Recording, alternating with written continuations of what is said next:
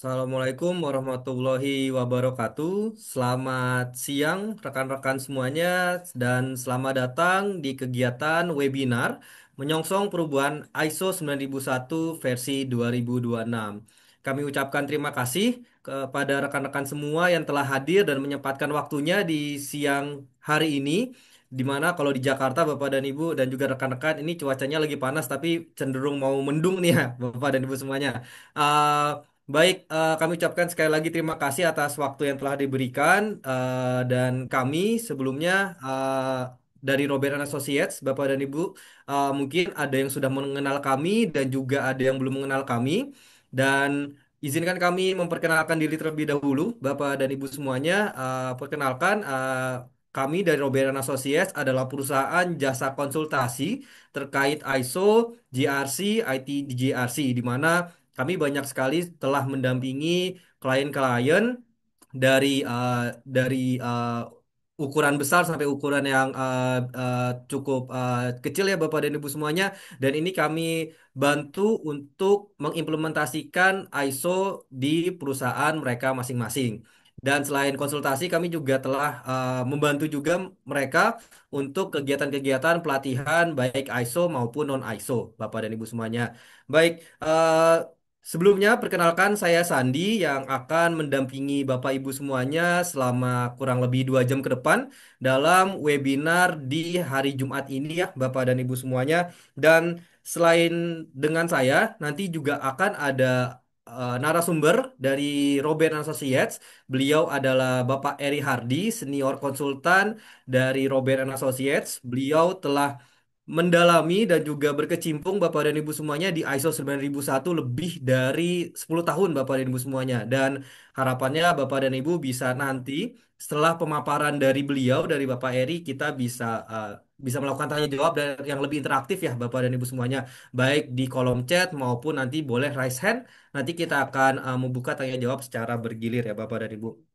Nah, sebelum kita mulai di acara intinya, yaitu pemaparan oleh Bapak Eri Hardi, izin Bapak dan Ibu semuanya boleh aktifkan kameranya. Kita akan melakukan dokumentasi terlebih dahulu, Bapak dan Ibu semuanya.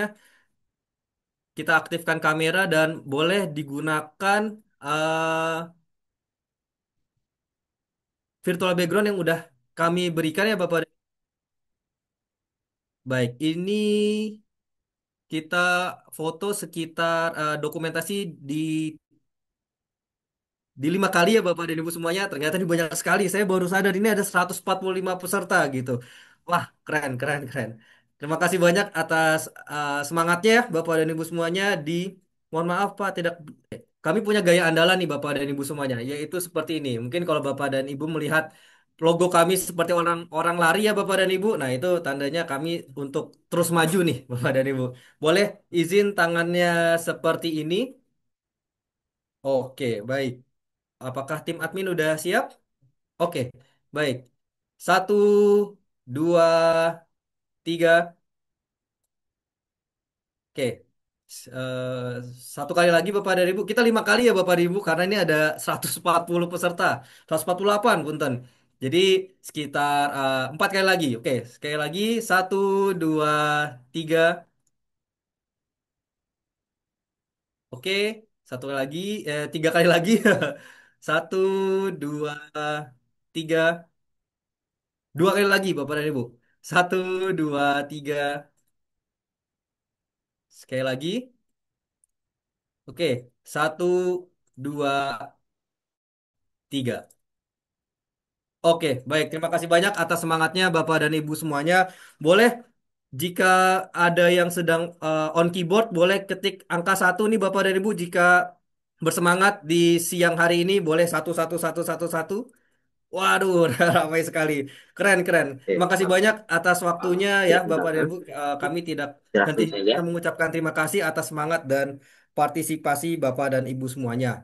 Baik, untuk Bapak dan Ibu, mungkin saya akan informasikan dari awal bahwa kegiatan ini kita tidak dapat untuk share materi ya Bapak dan Ibu. Mohon maaf sebelumnya, namun kami akan melakukan share record untuk materi webinar kali ini di platform YouTube kami ya Bapak dan Ibu. Jadi nanti akan kami share linknya kurang lebih di Jumat depan ya Bapak dan Ibu. Jadi nanti mohon menunggu di WhatsApp grup yang sudah Bapak dan Ibu join. Nanti akan kami informasikan link recordnya ya Bapak dan Ibu untuk bisa dipelajari kembali. Baik, terima kasih banyak Bu Anissa. Ada angkat jempol nih seperti itu. Baik, sekali lagi mungkin sebelum kita mulai kita cek dulu apakah Pak Eri Hardi sudah join di tempat. Sudah Pak Sandi. Oke, baik, terima kasih banyak Pak Eri. Sebentar.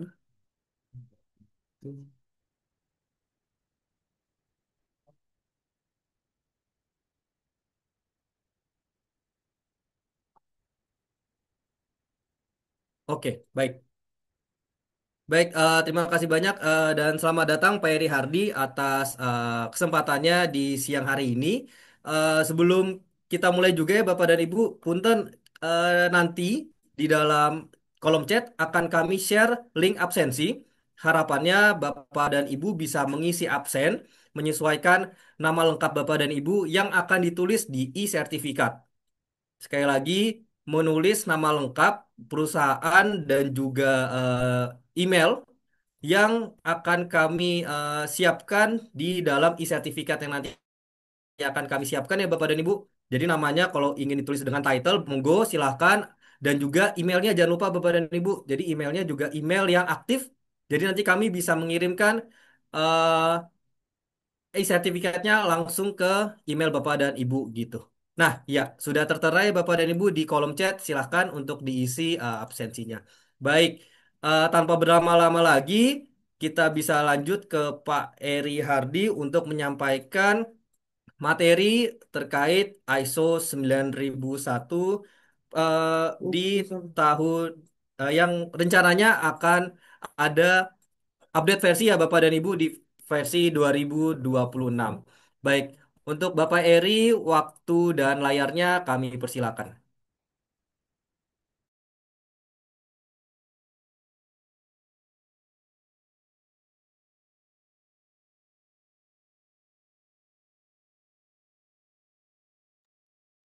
Oke, baik. Terima kasih eh, Mas Andi waktunya. Jadi selamat siang Bapak Ibu sekalian. Assalamualaikum warahmatullahi wabarakatuh. Salam sejahtera untuk kita semua. Sekali lagi mungkin perkenalkan Bapak Ibu, nama saya Indriadi Hardi. Hanya saya biasa dipanggil Eri ya. Saya salah satu konsultan di Robert dan kebetulan ini adalah sharing webinar saya yang pertama ya terkait dengan ISO 9001 2025 versi DIS ya. Jadi ini tentu yang pertama juga. Jadi kalau nanti misalnya ada rekan-rekan yang mungkin juga sudah well experience gitu ya, sudah berpengalaman sekali terkait dengan standar ISO 9001 kan ISO 9001 ini kan standar yang relatif general lah ya. Jadi mungkin Bapak Ibu juga sudah paling familiar lah ya dibandingin dengan standar-standar yang lain gitu ya. Nah, nanti mungkin juga boleh kita mungkin sharing diskusi gitu ya.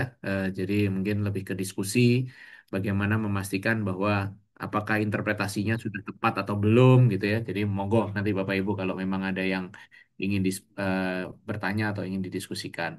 Ya. Topik webinar kali ini adalah membangun budaya kualitas. Kenapa budaya kualitas? Karena salah satu stressing perubahan di ISO 2026 nanti ya, nanti hopefully akan jadi ISO 9001 2026 di ISO DIS ini. Di ISO di sini draft international standard di situ draft international standard ya Bapak Ibu ya di versi ISO di sini standarnya mengatakan bahwa salah satu key point major change-nya adalah terkait dengan quality culture gitu ya.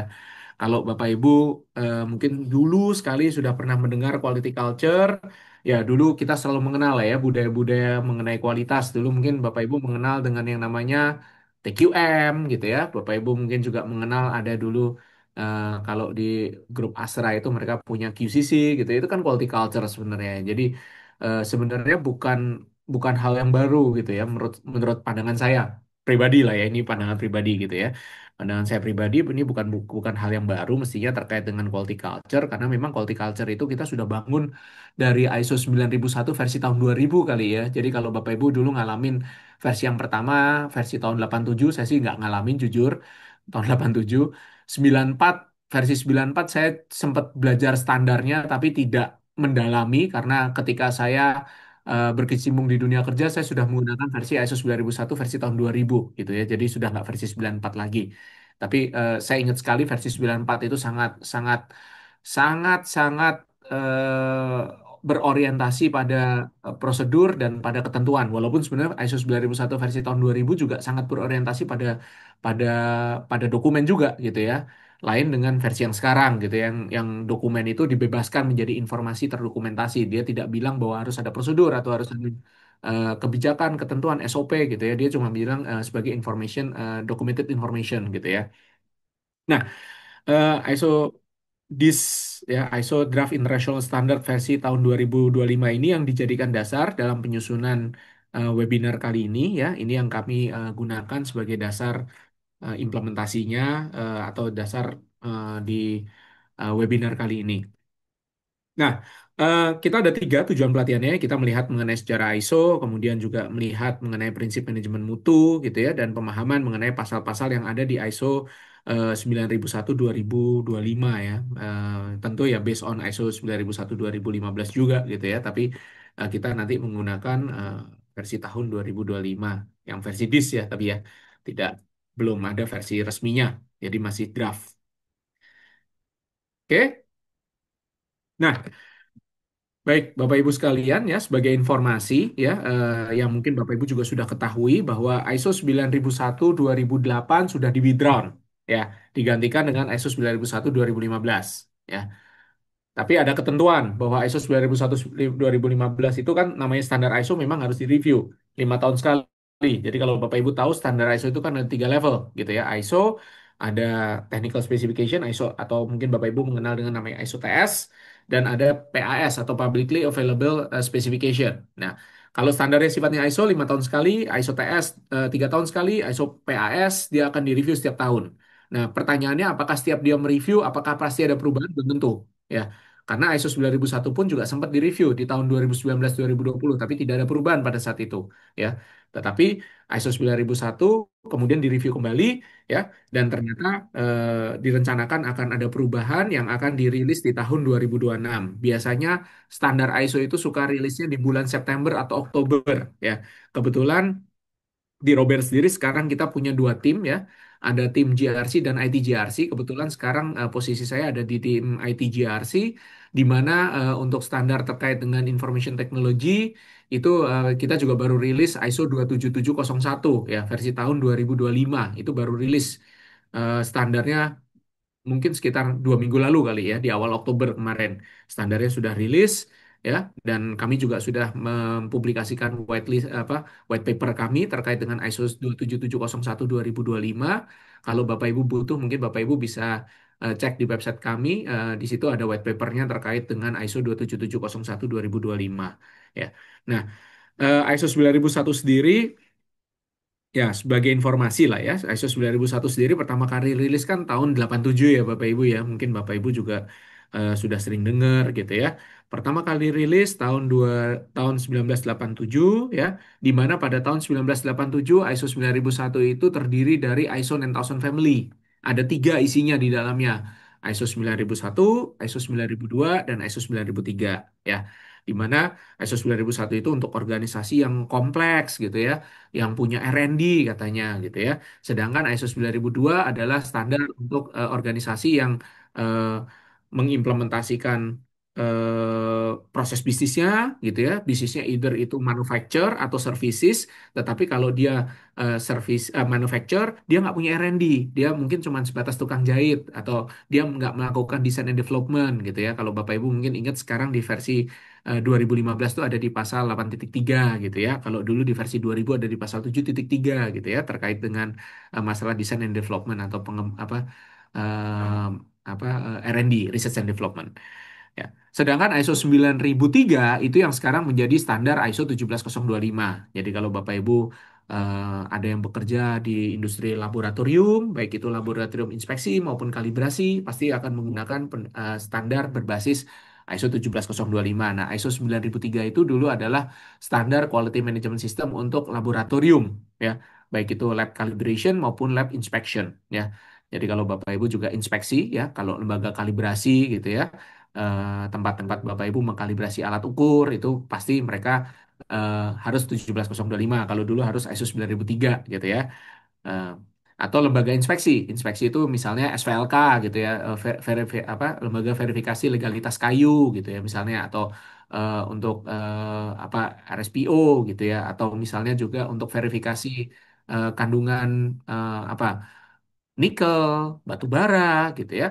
Nah, biasanya mereka juga harus ISO 9003 kalau dulu gitu ya. Kalau sekarang mungkin ISO 17025. Nah, tahun 87 standarnya dirubah menjadi versi tahun 94 ya.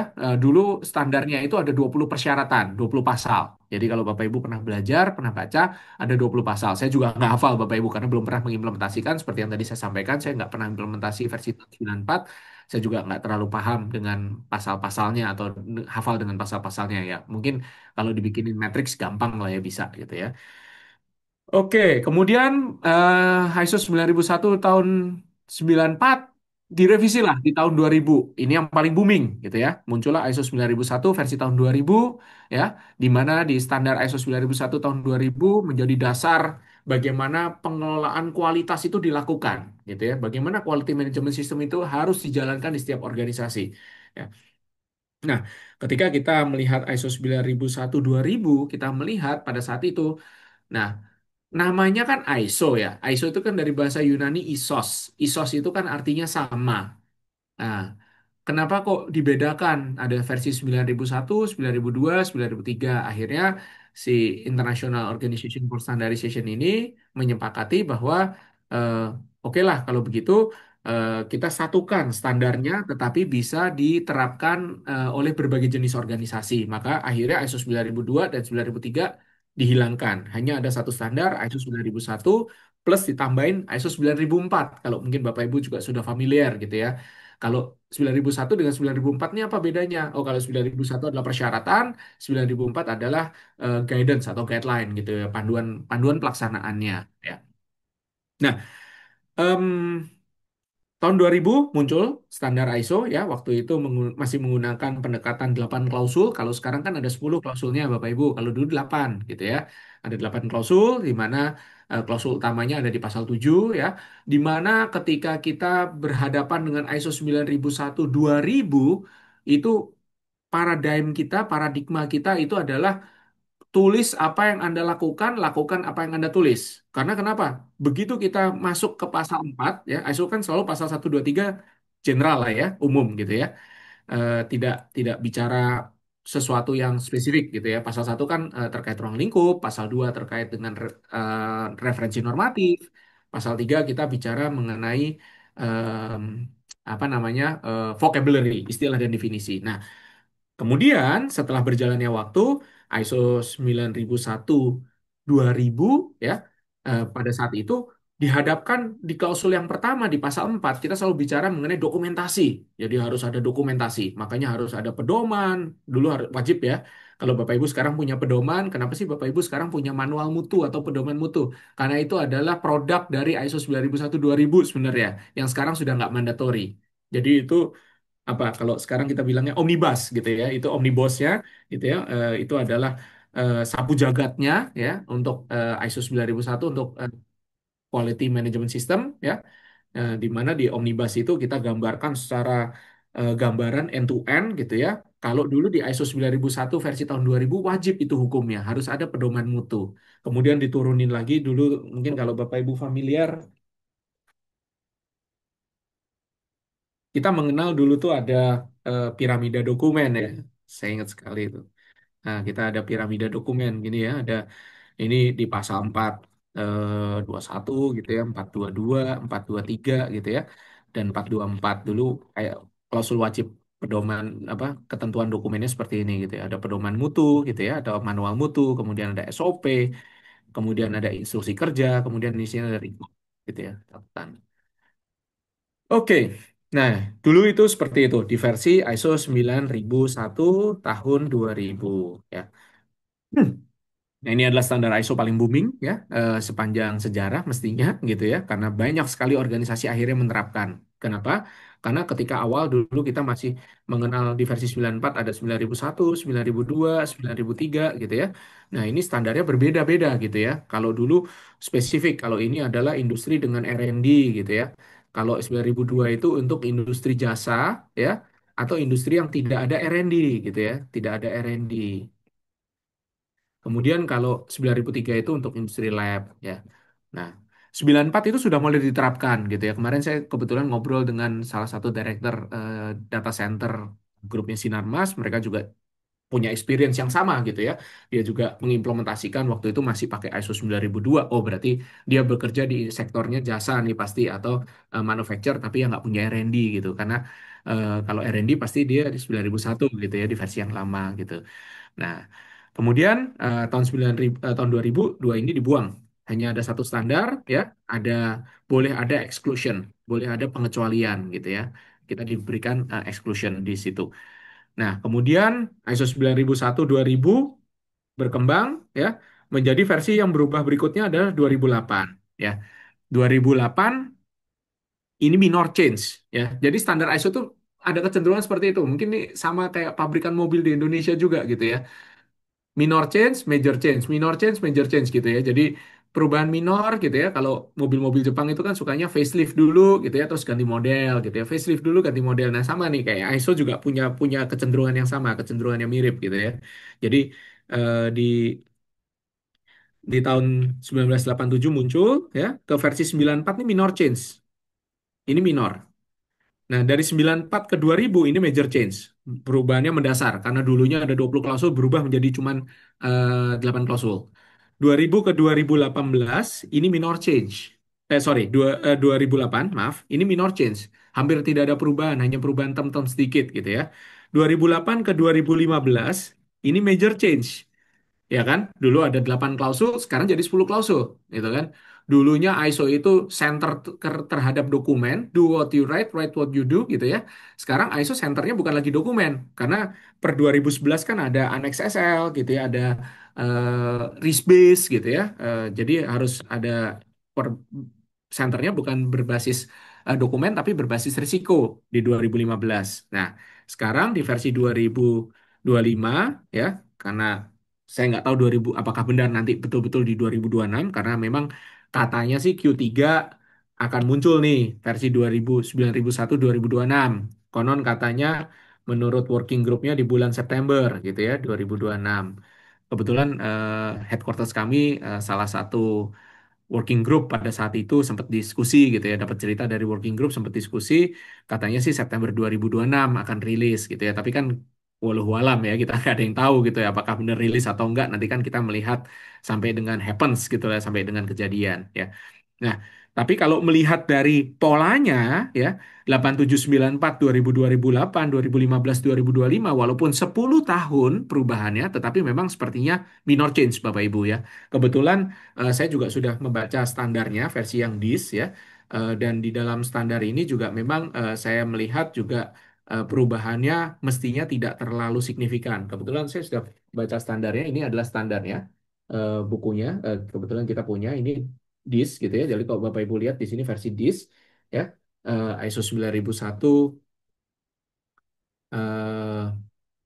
ya, ini versi disknya. Kalau Bapak Ibu lihat di layar kamera ya, ini versi disknya dan ini adalah dirilis di tahun 2025. Makanya mereka menyebutnya ISO disk 9001 2025. Ya, standar ini mulai diedarkan di bulan Agustus tanggal 27 ya. Ini ada tulisannya Agustus 27 ya. Eh, sepertinya saya juga udah tulis di sini sih Bapak Ibu di materi. Ya, ini ada di sini. Ya, standar ini dirilis di Agustus 2007, 27 Agustus 2025 ya versi DIS-nya ya. dan mereka mulai melakukan bailout, mulai melakukan voting gitu ya. Dan votingnya akan ditutup di 19 September 2025. Jadi votingnya masih terbuka sampai sekarang. Jadi anggota TC-nya, TC 176 kan mungkin kita sudah sering dengar lah ya, Technical Committee 176 itu sedang melakukan bailout, sedang melakukan voting pengambilan suara saat ini, di mana di standar ini akan ditutup di tanggal 19 19 sorry November bukan September, maaf, 19 November Bapak Ibu. 1911.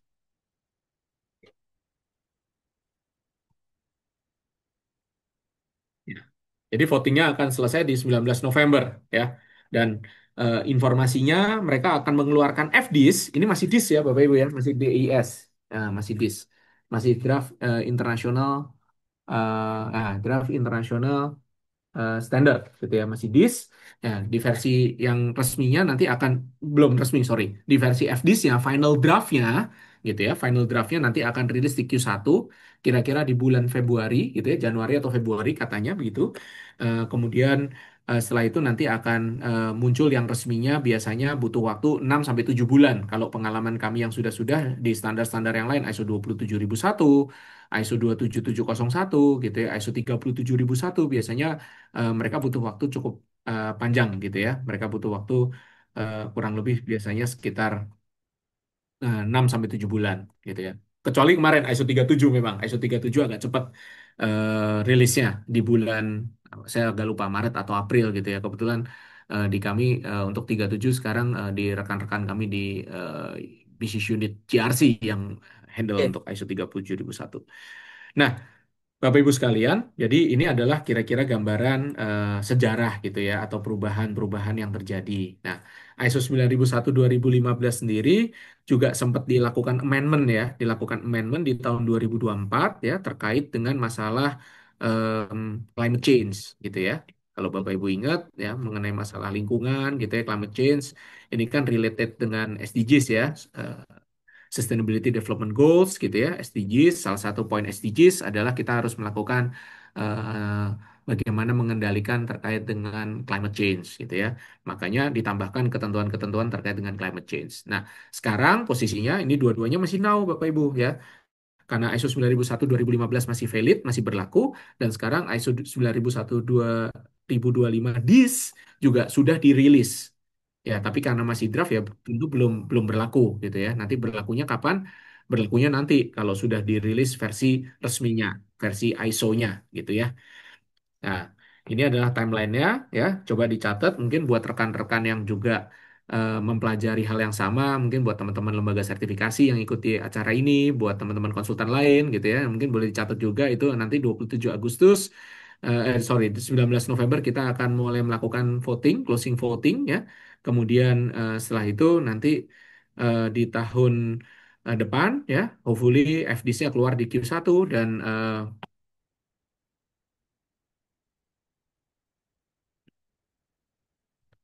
kita akan,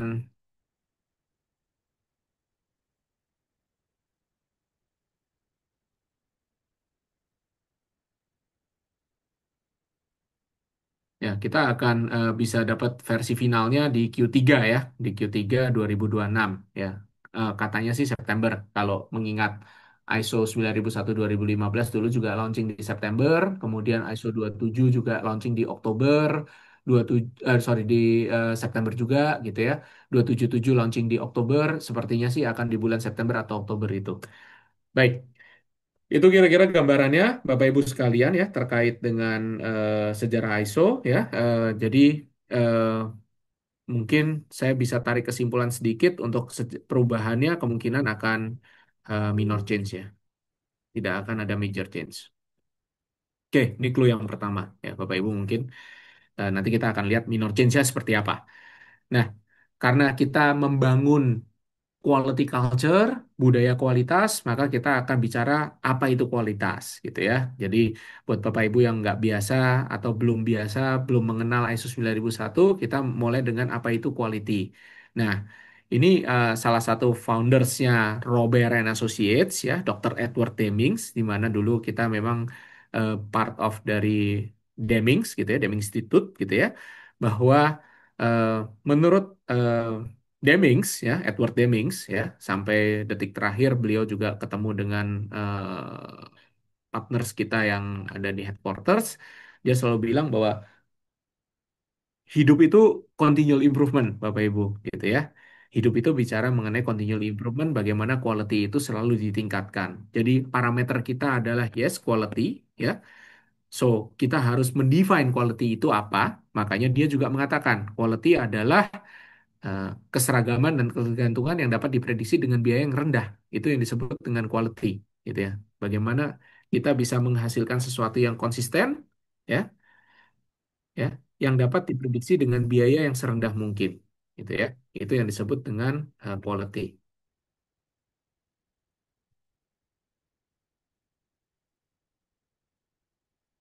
Oke. Nah, kemudian juga ada partnernya Edward Demings juga namanya Joseph Yuran ya. Yuran mengatakan juga bahwa produk yang memenuhi kebutuhan pelanggan sehingga mengarah pada kepuasan pelanggan ya, itu disebut dengan kualitas ya. Kualitas juga berarti semua aktivitas di mana bisnis terlibat untuk memastikan bahwa produk tersebut memenuhi kebutuhan pelanggan. Jadi kalau kita melihat bahwa semua aktivitas di mana bisnis terlibat gitu ya, maka kita sebenarnya mengarahkan ini ke TQM. Betul ya, Total Quality Management. Kalau kita bicara TQM itu kan bicara mengenai konsistensi, yes tadi, keseragaman, ya, dengan cost serendah mungkin, dengan hasil sebaik mungkin, sestandar mungkin, gitu ya. Kalau Bapak Ibu ingat, Edward Deming ini kan punya Deming's Prize ya di Jepang gitu ya. Waktu itu buat naikin value-nya, akhirnya dia punya Deming's Prize yang dilakukan 14 roda Deming's gitu ya, Deming's Wheels gitu ya. eh, yang dijalankan sehingga organisasi di Jepang bisa begitu improve sampai sekarang. Kalau kita lihat barang, oh itu produk Jepang, kalau mau KW buatan Cina gitu ya. Padahal sebenarnya mungkin sekarang buatan Cina pun sudah kayak produk Jepang dulu gitu ya. Nah, ini yang menarik memang organisasi ya continual improvement dilakukan gitu ya. Sekarang kalau ngeliat barang-barang Jepang mungkin udah kayak barang-barang Eropa kali ya atau barang-barang Amerika gitu ya. Eh, mahal, kualitasnya so-so gitu ya, tapi harganya mahal gitu ya. Tapi kalau produk China mungkin murah, kualitas juga so-so mungkin sama gitu ya. Kualitasnya mid gitu ya, tapi harganya jauh lebih murah gitu ya. Sehingga ya itu yang menarik bahwa ya roda itu berputar Bapak Ibu ya, bahwa kita harus bisa memastikan quality eh, itu selalu dilakukan improvement. Makanya continual improvement itu sangat sangat penting di dalam implementasi ISO ya. Makanya kalau Bapak Ibu dengar kan semua standar ISO pasti basisnya adalah PDCA gitu ya. Plan, do, check, action. Bagaimana E-nya ini adalah bicara mengenai continual improvement ya. Dulu kita di atas, sekarang mungkin kita di bawah gitu ya. Karena kenapa? Karena kita lupa melakukan continual improvement gitu ya. Sehingga penting sekali untuk bisa memastikan kita untuk melakukan continual improvement ini ya.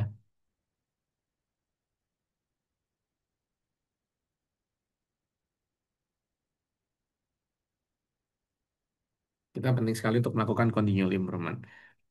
Oke, nah jadi kalau kita bicara mengenai quality culture, budaya kualitas ya paling simple adalah kita melihat bagaimana eh, kualitas itu bukan hanya mengenai produk yang kita peroleh gitu ya. Kualitas ini bicara mengenai banyak faktor ya. Kualitas ini bicara mengenai banyak faktor. Contoh misalnya, kenapa Bapak Ibu pakai penerbangan yang logonya singa? Kualitasnya apakah oke? Mungkin tidak. Tapi dia punya begitu banyak jam penerbangan yang penerbangan lain nggak punya. Ya itu quality menurut kita. Kita butuh jamnya, gitu ya. Kita mungkin nggak bisa memperoleh itu dari maskapai lain, gitu ya. Nah, makanya kita bicara quality ini banyak faktor, gitu ya. Quality ini kan tacit, Bapak Ibu. Quality itu sesuatu yang kita harus bisa deskripsikan very personal gitu ya. Orang per orang punya kualitas yang berbeda-beda gitu ya. Punya punya kriteria quality yang berbeda-beda. Sama kayak kita nyari jodoh gitu ya. Nggak mungkin kan apa kriteria kita sama gitu ya. Kita punya kriteria yang sama gitu. Kriteria kita pasti beda-beda gitu ya. Sehingga mendefinisikan quality ini penting untuk dilakukan di awal. Makanya salah satu persyaratan di dalam ISO, ya, nanti kalau Bapak Ibu lihat di dalam ISO 9001 terkait dengan Quality Management System adalah kita harus mendefinisikan quality dulu di awal. Itu salah satu persyaratannya. Ya, persyaratan kualitasnya apa? Atau kalau di industri manufaktur mungkin punya yang namanya quality plan gitu ya, yang harus disepakati gitu ya. Rencana kualitasnya apa yang disepakatin gitu. Oke, nah itu adalah definisi terkait dengan quality. Memang ini menarik lah, ini bisa satu hari kita bicara mengenai quality gitu ya. Nah kalau kita ingat ini ada eh, Kano model, ya ini mungkin zaman dulu kali ya, Kano model. Ya, ini ada garis tengah gitu ya, di mana menurut Kano model ya kita bukan hanya harus meet expectation gitu ya, tapi kita harus eh, delight gitu ya, di atas gitu ya. Kita harus eh, melebihi gitu ya, exceed gitu ya dari expectation dari orang-orang. Itu yang disebut dengan quality gitu ya. Kemudian juga quality itu atributnya sekali lagi banyak, makanya pada saat kita melakukan implementasi quality management system, kita harus memastikan bahwa atribut yang kita mau penuhi ini atribut apa, kriteria quality-nya mesti jelas gitu ya. Itu adalah yang disebut dengan definisi quality. Oke, nah ISO 9001 2015 maupun 2025 maupun standar semua standar ISO yang dirilis sejak tahun 2011 menggunakan pendekatan structure yang namanya Annex SL. Ya, Annex SL itu apa? Annex SL itu adalah structure gitu ya, kriteria gitu ya untuk penulisan standar ISO bahwa harus ada pasal apa saja, harus ada isi terkait apa saja gitu ya, framework framework gitu kali ya, framework. Atau kalau mungkin Bapak Ibu nulis paper gitu ya, nulis penelitian gitu ya, nulis sebuah jurnal gitu ya, biasa mereka minta harus ada introduction, harus ada abstrak di depan, harus ada analisa, result and discussion gitu ya, dan ada conclusion, kesimpulan, keputusan. Bahkan di beberapa jurnal, ya kebetulan saya lagi tulis beberapa paper, di beberapa paper itu mereka minta bahwa contribution dari masing-masing penulis itu apa gitu ya. Kemudian biaya penelitian ini dilakukan oleh siapa. Nah, itu adalah yang disebut dengan Annex SL kalau di ISO 9001 atau di ISO-ISO yang lain gitu ya. ISO yang sifatnya manajemen sistem.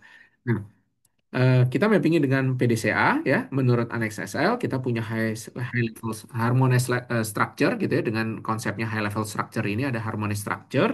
Ya umumnya ISO itu selalu menggunakan pendekatan 10 klausul sekarang ya. Ada ruang lingkup di pasal 1, kemudian ada referensi normatif di pasal 2, kemudian ada istilah dan definisi. Ini yang umum ya. Ini intronya lah ya di depan. Nah, kemudian pasti sama. Ada pasal 4 konteks of organization, pasal 5 leadership, pasal 6 planning, pasal 7 support, operation, performance evaluation, dan improvement. Itu yang disebut dengan Annex SL. Itulah gambaran standar ISO secara umum. Baik itu 9001 dan yang lain sebagainya ya. Banyak sekali serinya. Oke?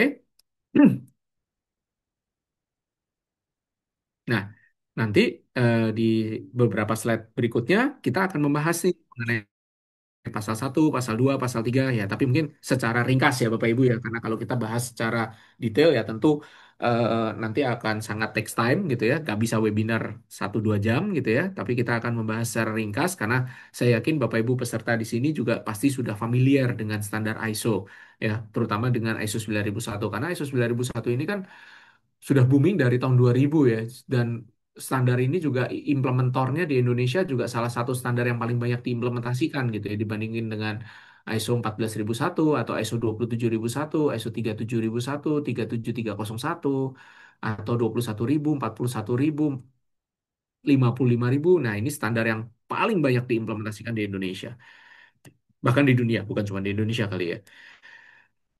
Oke, nah kalau kita bicara eh, Quality Management System, kita memulai dengan yang namanya prinsip dari implementasi sistem manajemen mutu. Ya, nomor satu prinsip utama yang paling utama, gitu ya. Prinsip yang paling utama adalah customer focus. Jadi kalau dulu kita mengenal ada yang namanya 8 prinsip manajemen mutu, sekarang mungkin tidak 8 lagi, tapi sudah jadi 7, gitu ya. Ada 7 prinsip manajemen mutu atau prinsip quality system. Ya. Prinsip yang nomor satu adalah customer focus. Yes, ISO 9001 2015 ya, atau mungkin nanti yang future 2025 atau 2026 mengatakan bahwa fokus kita bukan lagi customer, tapi interested parties ya. Kita tidak lagi bicara mengenai customer oriented, tapi interested parties, pihak-pihak yang berkepentingan, ya. Karena customer kita, misalnya di sektor keuangan lah, customer kita itu bukan cuman nasabah, ya, tapi juga regulator. Kalau Bapak Ibu nasabah happy, ngasih bunga besar, tapi ternyata regulator nggak mensupport, LPS-nya nggak melindungi gitu ya, atau misalnya OJK tidak melindungi, ya tetap Bapak Ibu akan kena sanction. Bapak Ibu akan dicabut izinnya gitu ya, sama OJK misalnya gitu ya. Atau mungkin sama BI, Bapak Ibu nggak bisa nih pakai sistem pembayarannya mereka gitu ya.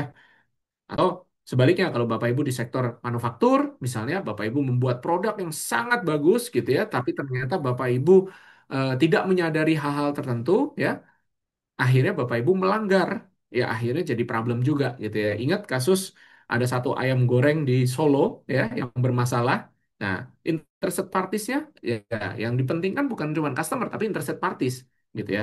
Ternyata bahwa mayoritas di Indonesia adalah penduduknya Muslim, ya harus didefinisikan dengan jelas gitu ya. Kemarin juga kalau nggak salah dari Badan Halal Assurance juga mengatakan gitu ya, semua produk wajib sertifikasi halal.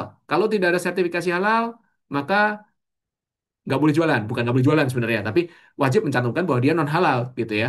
Definisinya cuma ada halal dan atau tidak halal gitu ya. Nah ini kan interested party sebenarnya.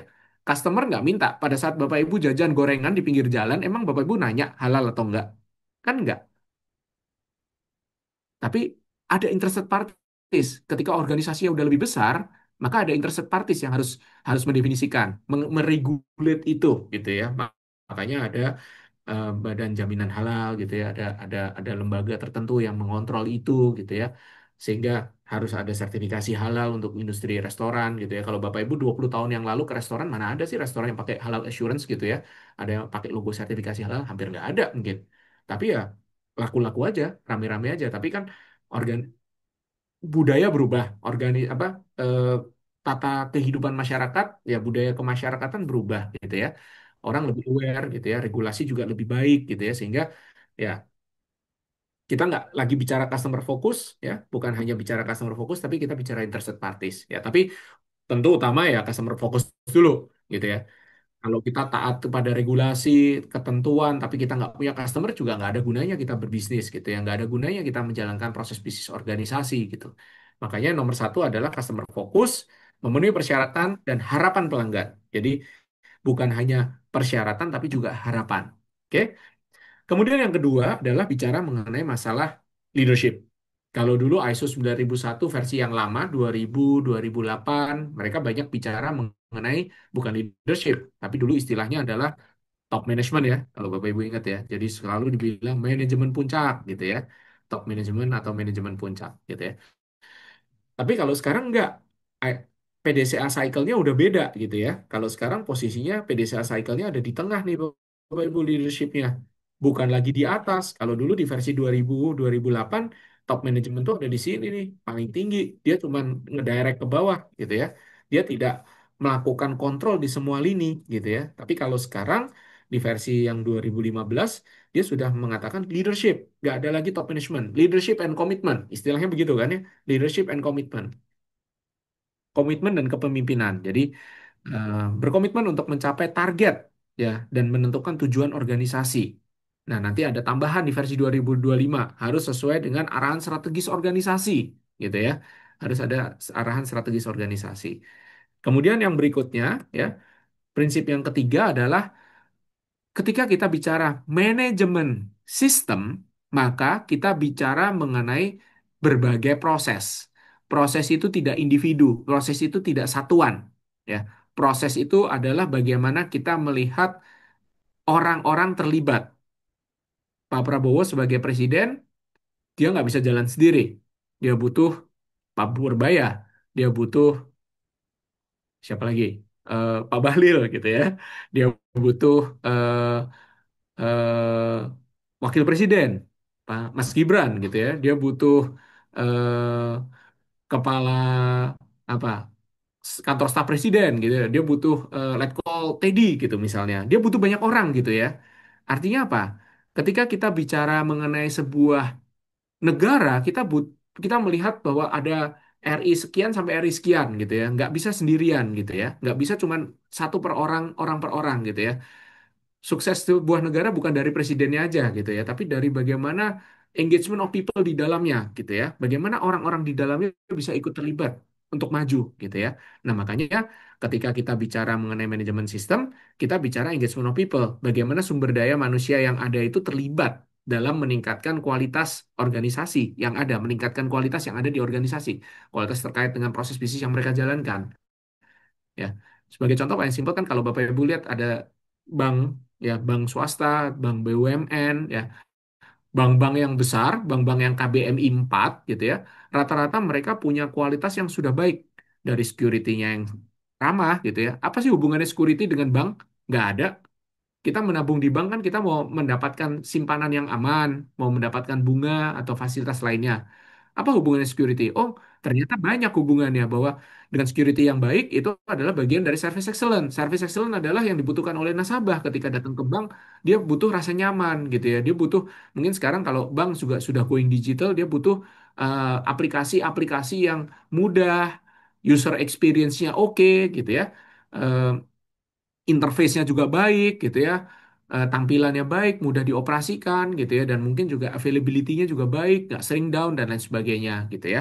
Nah, itu adalah bisa disolusikan dengan siapa? Dengan orang IT di bank tersebut gitu ya. Makanya ketika kita bicara sebuah sistem manajemen, kita bicara engagement of people yang terlibat banyak, bukan cuman orang yang core proses gitu, bukan cuman tellernya aja gitu ya, bukan cuman orang kreditnya aja, customer service-nya aja gitu ya, tapi ternyata banyak banyak orang yang harus terlibat gitu ya, bahwa IT harus menciptakan aplikasi yang bagus gitu ya, atau security harus memberikan service excellence yang baik gitu ya, atau cleaning service bahkan gitu ya, harus menjaga ruangan tetap bersih gitu ya, tetap nyaman gitu ya, sama seperti kalau Bapak Ibu ke stadion bola zaman dulu dengan ke stadion bola sekarang kan kualitasnya berbeda gitu karena fasilitasnya dijaga gitu ya kayak kemarin bola GBK gitu ya rumput GBK itu ya kalau diinjek-injek konser Blackpink jadi rusak gitu kan sehingga ya harus dipastikan kalau mau pertandingan ya jangan dirusak apa jangan dibuat tempat konser gitu ya misalnya nah itu kan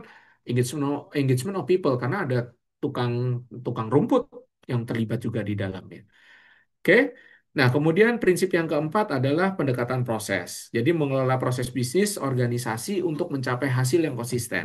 Ingat, Bapak Ibu, ya, kualitas itu diperoleh dari proses yang dijaga. Ketika kita ingin mencapai sebuah hasil, maka kita harus mengendalikan prosesnya. Ya, kita harus mengendalikan prosesnya. Ketika Bapak Ibu ingin suatu saat jadi presiden, apa yang harus Bapak Ibu lakukan? Prosesnya kan masuk partai dulu karena Bapak Ibu nggak mungkin jadi presiden tanpa melalui partai gitu kan kalau dari ngelihat pengalaman yang sudah-sudah kan semuanya pasti punya partai gitu ya apakah itu eh, partainya besar atau partainya kecil gitu ya semuanya pasti punya gitu ya nah makanya kita harus mengikuti prosesnya gitu ya jadi kalau Bapak Ibu mau melakukan satu hal, ya kebijakannya dulu, tata kelolanya dulu, SOP-nya dulu yang harus dipastikan benar, harus dipastikan ada, gitu ya. Jangan sampai misalnya Bapak Ibu melakukan tindakan A, tapi proses A ini tidak di tidak diizinkan, gitu ya. Makanya kita harus menggunakan pendekatan proses dengan harapan resultnya sesuai dengan harapan. Ya.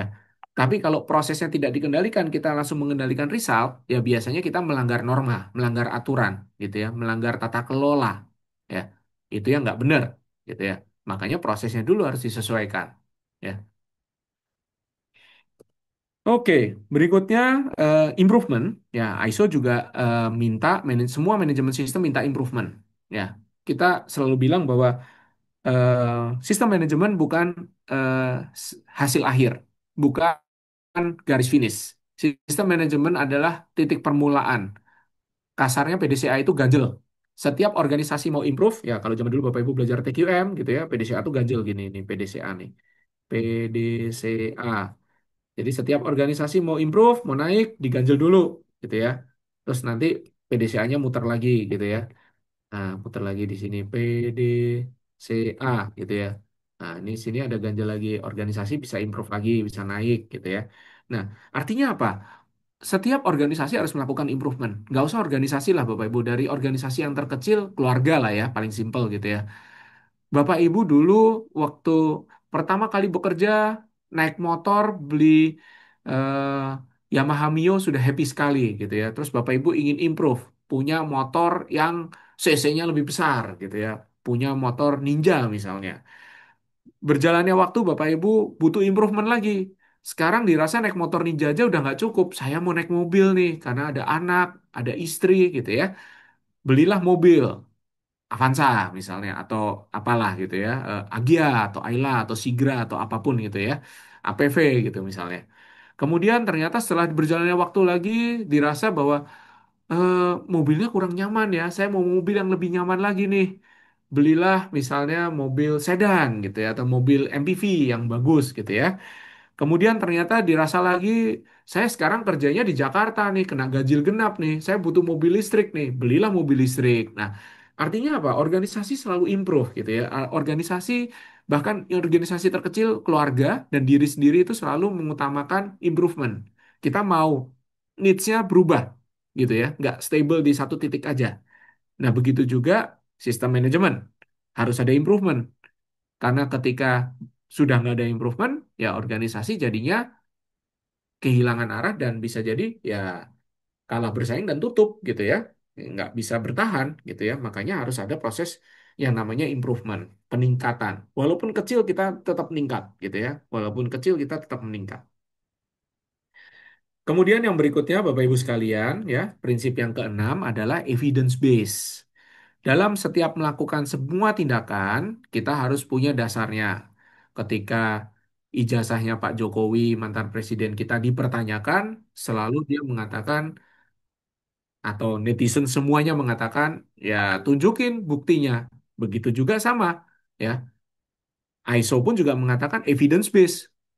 Nggak susah kok, tinggal tunjukin buktinya. Mana ijazahnya semua selesai gitu ya. Kemudian Pak Jokowi sudah menunjukkan gitu ya ke Barreskrim atau kemana gitu ya. Dia dianggap case-nya sudah close gitu ya. Selama ada bukti, selama Bapak Ibu bisa buktikan, selama ada evidence, maka kita mengambil keputusan bisa benar gitu ya. Keputusan yang diambil pasti berdasarkan hasil analisa gitu ya, berdasarkan data ya.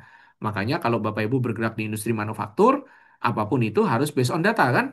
Ya, kalau di pabrik-pabrik itu kan pasti ada, saya nggak tahu apakah sekarang masih berjalan atau nggak, karena kebetulan sudah lama nggak pernah handle industri manufaktur belakangan ini, tapi biasanya zaman dulu ketika saya masih di pabrik juga, ada Hejunka gitu ya, ada papan monitoring gitu ya, ada grafik-grafik penampilan data defect gitu ya, data productivity gitu ya, data kinerja pegawai gitu ya, atau misalnya evidence base itu misalnya juga kalau Bapak Ibu ke restoran-restoran itu ada employee of the month gitu ya, ada karyawan terbaik siapa gitu ya, atau misalnya Bapak Ibu ke, nah evidence base itu Bapak Ibu kalau ke websitenya BMKG untuk melihat bencana, nah itu ada evidence base juga kan, dia melihat di Maluku ada bencana, di mana ada bencana, ada gempa sekian skala Richter gitu ya, nah itu evidence base berdasarkan data ya, tidak berdasarkan asumsi ya, tidak berdasarkan asumsi. Ketika kita bicara ada ijazah palsu dan lain sebagainya, ya kita berasumsi, ya kita harus melihat fakta. Sehingga asumsi itu biasa mengarahkan orang untuk mencari fakta, gitu ya, mencari fakta. Oke, prinsip yang terakhir adalah relationship management. Ketika organisasi berjalan, organisasi itu juga tidak bisa berjalan sendiri. Sama seperti tadi Pak Presiden gitu ya. Dia tidak bisa berjalan sendiri, dia perlu punya orang-orang di sekelilingnya. Makanya ada engagement of people. Begitu juga ketika kita bicara organisasi, organisasi juga nggak bisa sendiri. Dia butuh apa? Pihak-pihak lain yang relevan. Apa sih pihak lain yang relevan itu? Either itu regulator, either itu customer, either itu parent company, apakah itu vendornya, apakah itu pegawainya, gitu ya. Itu yang disebut dengan relationship management. Artinya kita harus mengelola hubungan dengan pihak-pihak yang berkepentingan yang relevan. Ya, sama seperti orang menikah lah ya, Bapak Ibu ya. Orang menikah nggak bakal bisa lancar gitu ya, kalau tidak dapat restu orang tua. Ini kan baru rame nih ya, Raisa katanya bercerai gitu ya dengan Hamish Daud gitu ya. Nah, konon katanya ada ibunya tidak merestui gitu ya, atau ada mertuanya tidak setuju gitu ya, atau siapapun gitu ya. Nah, ini yang disebut dengan relationship management Bapak Ibu. Ya, dalam membina relationship, ya hubungan gitu ya. Kalau Bapak Ibu one day menikah atau Bapak Ibu mungkin sudah menikah dulu punya pengalaman gitu ya. Ketika Bapak Ibu dulu menikah, kan Bapak Ibu tentu harus yakinkan orang tuanya, yakinkan eh, calon mertua, mungkin yakinkan juga komunitasnya gitu ya. Mungkin kalau di Robert itu ada teman-teman sales dan marketing ya harus diyakinkan juga gitu teman-temannya sekeliling gitu ya apakah mensupport atau enggak gitu ya. Nah, itu yang disebut dengan relationship management Bapak Ibu. Artinya manusia ini makhluk sosial gitu ya. Kita bukan makhluk individu gitu ya. Kita harus bisa menjalin relationship dengan baik gitu ya. Karena kalau Bapak Ibu mungkin punya pengalaman, Bapak Ibu jadi vendor perusahaan A gitu ya. Kenapa sih saya sebagai vendor nggak dibayar-bayar? Ya mungkin salah satu faktornya relationship management. Bapak Ibu tidak membina hubungan yang baik gitu ya, sehingga akhirnya eh, ya mungkin kalau ngelihat vendor A udahlah nggak usah lah prioritas terakhir lah nanti kalau kita punya cash flow yang bagus baru dibayar gitu ya misalnya gitu ya. Nah, itu kan relationship management, jadi kita harus bisa melakukan tadi pendekatan proses, engagement of people, ya evidence based. Makanya kalau Bapak Ibu misalnya sudah selesai melakukan satu pekerjaan, Bapak Ibu harus lengkapin dokumen berita acaranya gitu ya. Terus Bapak Ibu juga harus submit sesuai ketentuan gitu ya. Dan tentu juga Bapak Ibu harus membina hubungan yang baik gitu ya. Dulu waktu dia jadi supplier, saya minta barang susah sekali, sekarang giliran bayar, ya saya persulit aja gitu ya. Nah, mungkin itu salah satu faktornya. Makanya itu yang disebut dengan relationship management. Ya, hubungan itu kan harus simbiosis mutualisme lah ya, Bapak Ibu ya, saling menguntungkan atau paling enggak tidak merugikan lah ya, komensalisme ya. Jangan sampai hubungan itu merugikan satu sama lain ya. Nah, ini adalah prinsip-prinsip eh, manajemen mutu ya, Bapak Ibu ya. Prinsip-prinsip bagaimana sistem manajemen mutu itu bisa dijalankan. Em, untuk memastikan bahwa organisasi bisa melakukan bisnis prosesnya dengan baik. Oke, saya lanjut aja. Ini adalah PDCA cycle-nya di ISO 9001, Bapak Ibu ya. Leadership ada di tengah, pasal 5 ya. Di pasal kita kalau dulu mulainya dengan dokumentasi di versi tahun 2000-2008 ya. Sekarang kita nggak mulai dengan dokumentasi, tapi kita mulai dengan yang namanya planning ya. Kita mulai dengan yang namanya planning. Ada planning ya. Di sini sebenarnya bicara mengenai risk ya, RBT, risk based thinking. Kemudian kita ada support ya, karena organisasi nggak bisa jalan kalau nggak ada supportnya. Ya, support harus ada ya. Bapak Ibu bagaimana memulai rumah tangga kalau nggak punya rumah gitu ya? Ya pasti harus punya rumah kan, either itu rumah sendiri atau rumah mertua atau rumah orang tua. Ya Bapak Ibu harus punya rumah gitu ya. Harus ada fungsi support. Karena support ini kan nanti ada tiga ya Bapak Ibu ya. Ada SDM-nya, sumber daya manusianya ya. Ada support terkait dengan infrastrukturnya ya, fasilitas gitu ya, dan lingkungan ya, lingkungan ya. Ada tiga. Nah, kemudian setelah itu baru kita menjalankan proses bisnis kita, operasional kita. Nah, kalau sudah, jangan lupa kita melakukan evaluasi, Bapak Ibu. Ya, evaluasi ini yang kadang suka kelewat gitu ya. Orang sudah melakukan satu hal, sudah selesai, sudah puas, tiba-tiba nggak dievaluasi, ternyata gagal gitu ya. Nah, makanya kita harus melakukan evaluasi. Makanya biasa kalau orang melakukan ujian gitu ya, ujian lead auditor atau internal auditor, kalau di Robert misalnya gitu ya, kami pasti akan bilang, tolong dicek lagi Bapak Ibu, dievaluasi lagi, siapa tahu ada yang perlu perbaikan gitu ya. Begitu juga kalau Bapak Ibu dampingin anak-anak gitu ya, yang mungkin sudah sekolah, ya kita evaluasi lagi Bapak Ibu ya. Evaluasi ya tujuannya untuk memastikan bahwa kita dari hasil evaluasi ini kan ada flaw ya, ada ada problem gitu ya, ada apa NC gitu ya, non conformance. Maka kita bisa melakukan improvement, peningkatan berkesinambungan ya. Nah, ini yang disebut dengan PDCA cycle. Jadi plan dari risk kita merencanakan support dan operasional. Dari support dan operasional yang sudah dilakukan kita evaluasi. Dari evaluasi kita cek. Kita cek di sini evaluasi. Nah, ini nanti ada tambahan nih di pasal 9.1.2 bahwa sekarang evaluasi itu termasuk evaluasi terkait dengan feedback di sosial media. Itu masuk di dalam standarnya sekarang udah. Gitu ya. Itu ada tambahan di pasal 9.1.2, eh, sifatnya cuma notes gitu ya, nggak requirement gitu ya. Tapi dia menambahkan terkait dengan feedback dari sosial media. Nah, dari situ juga kita harus melakukan improvement gitu ya. Em, Tadi pagi atau kemarin sore lah, saya agak lupa gitu ya. Tadi pagi atau kemarin sore saya baca di Instagram gitu ya, ada berita terkait dengan driver Grab atau driver ojek online lah ya, saya lupa brandnya apa gitu ya, driver ojek online lawan arah terus merusak mobil gitu ya. Kemudian dari pihak ojolnya, dari apa operator ojek online-nya menanggapi. Nah, itu kan sebenarnya bagian dari improvement. Oh, terus orang langsung komen, wah cepat sekali ya operatornya menanggapi. Ya ini bagian dari feedback yang bagus nih operatornya nih. Nah, artinya apa? Image, nah, kualitas itu bisa jadi image juga, Bapak Ibu. Ya, image juga gitu ya. Image juga bagaimana organisasi bisa jadi lebih baik gitu ya. Dia melakukan improvement. Nah, dari improvement, dari hasil feedback itu berarti mungkin jangan-jangan sekarang operator ojek online punya SLE kali, bahwa dia harus melakukan media monitoring dan dia harus melakukan feedback misalnya paling lambat dalam 8 jam misalnya atau dalam 12 jam misalnya. Nah, jadi itu menjadi kriteria yang positif gitu ya. Mereka punya SLA, Service Level Agreement gitu ya. Nah, ini bisa menjadi improvement untuk action gitu ya. Jadi tindak lanjut gitu ya. Ini menarik nih Bapak Ibu. Nah, ini bagian dari feedback untuk improvement. Oke, baik. Nah, kalau dulu ISO itu fokusnya pada customer requirement, customer centric gitu ya. Nah, tapi enggak. ISO yang baru 9001 2015 maupun 2025 fokusnya kepada konteks organisasi. Nah, ini jadi lebih lebar nih. Jadi ada yang namanya organization and its context. Nah, apa itu konteks organisasi? Organisasi ini konteksnya untuk ngapain? Kalau Bapak Ibu melihat em, apa tadi, operator ojek online gitu ya, Grab, Gojek, Maxim dan lain sebagainya gitu ya. Customer dia apakah hanya penumpangnya aja? Enggak kan? Customer dia bisa beragam Bapak Ibu. Customer dia adalah sesama pengguna jalan yang kesel banget kalau ada ojek online lawan arah misalnya. Itu juga organization konteksnya mereka. Mereka harus meregulate itu. Mereka harus menangani itu gitu ya.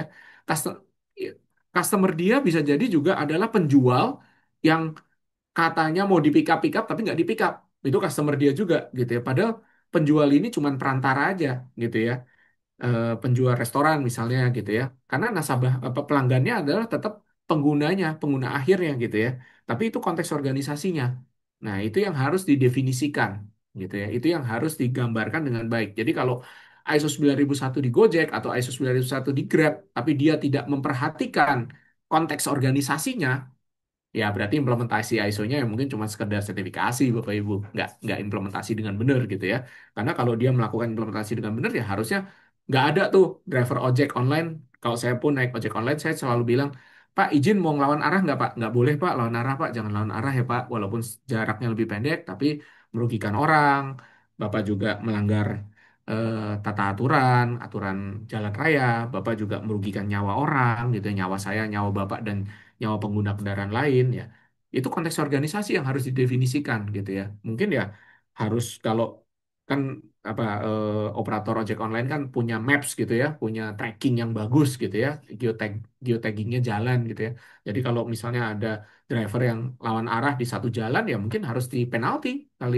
Nah, mungkin sanksinya harus begitu karena memang ya konteks organisasi itu bukan hanya memuaskan pelanggan dan penggunanya saja, tapi juga warga sekitar, ya lingkungan sekitar juga harus dipikirkan gitu ya, dipertimbangkan. Nah, itu yang disebut dengan konteks organisasi yang benar. Ya, walaupun sekarang implementasinya mungkin, enggak Pak, di saya konteks organisasi bikin aja ketentuan, bikin identifikasi isu internal eksternal selesai kok Pak. Ya selesai. Ya mungkin minimum requirement selesai Bapak Ibu ya. Kembali lagi, Bapak Ibu mau menjalankannya minimum requirement atau mau menjalankan dengan benar ya, tapi konteks organisasi yang benar itu yang harusnya dilakukan.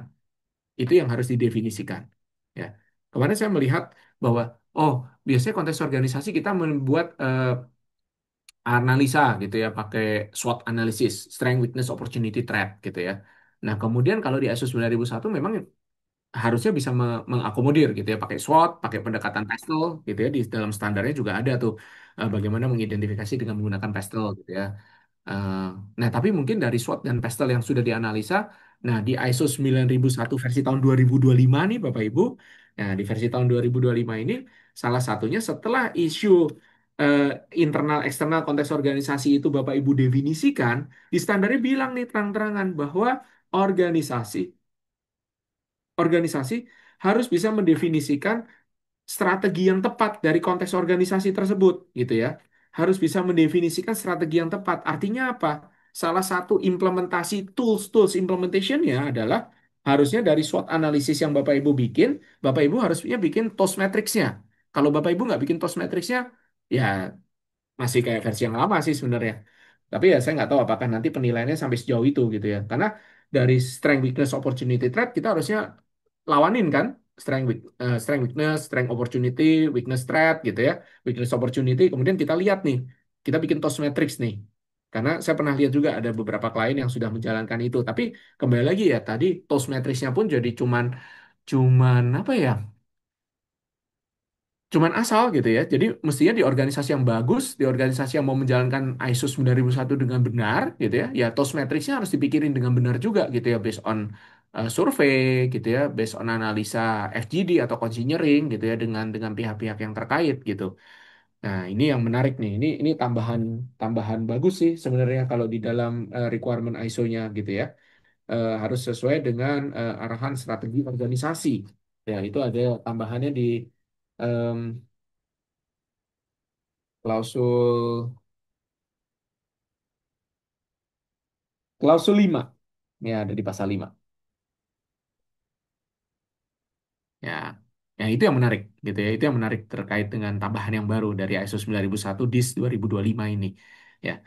Nah kemudian eh, seperti yang tadi saya sampaikan juga bahwa ISO itu bukan hanya customer centric tapi juga expectation and relevant interested parties. Siapa relevant interested parties kita ya? Kalau tadi bicara operator online, ojek online, ya interested parties-nya adalah pengguna jalan lain. Ya, itu juga harus dipertimbangkan gitu ya. Selain regulator gitu ya, selain driver gitu ya, interested parties-nya banyak gitu ya. Itu yang harus dipertimbangkan. Kalau Bapak Ibu di manufaktur gimana? Ya, interested parties-nya juga harus dipikirin.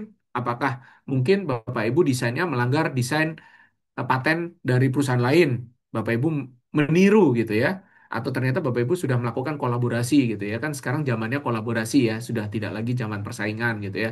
Kalau saya baca di sosmed pagi ini, tadi mungkin Bapak Ibu ada yang baca juga gitu ya, Toyota BZX itu sama dengan Subaru, sama dengan Lexus gitu ya, artinya punya platform yang mirip gitu ya, atau Nissan Livina dengan Mitsubishi Kuda juga sama gitu ya. Artinya sekarang zamannya kolaborasi gitu ya. Kita nggak lagi bersaing gitu ya, tapi kita saling memperkuat satu sama lain gitu ya. Nah, itu yang disebut dengan expectation dari relevant interested parties.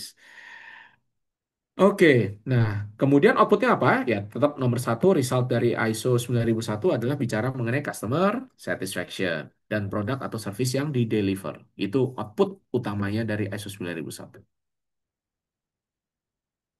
Oke, oke. Baik. Nah, pasal satu ruang lingkup ya sejauh mana kita mengimplementasikan ISO 9001 gitu ya. Sudah dijelaskan di sini bisa digunakan di mana saja gitu ya. Semua jenis organisasi tergantung apa konteksnya gitu ya. Semua jenis organisasi mendemonstrasikan komitmen bisa untuk produk, bisa untuk jasa gitu ya.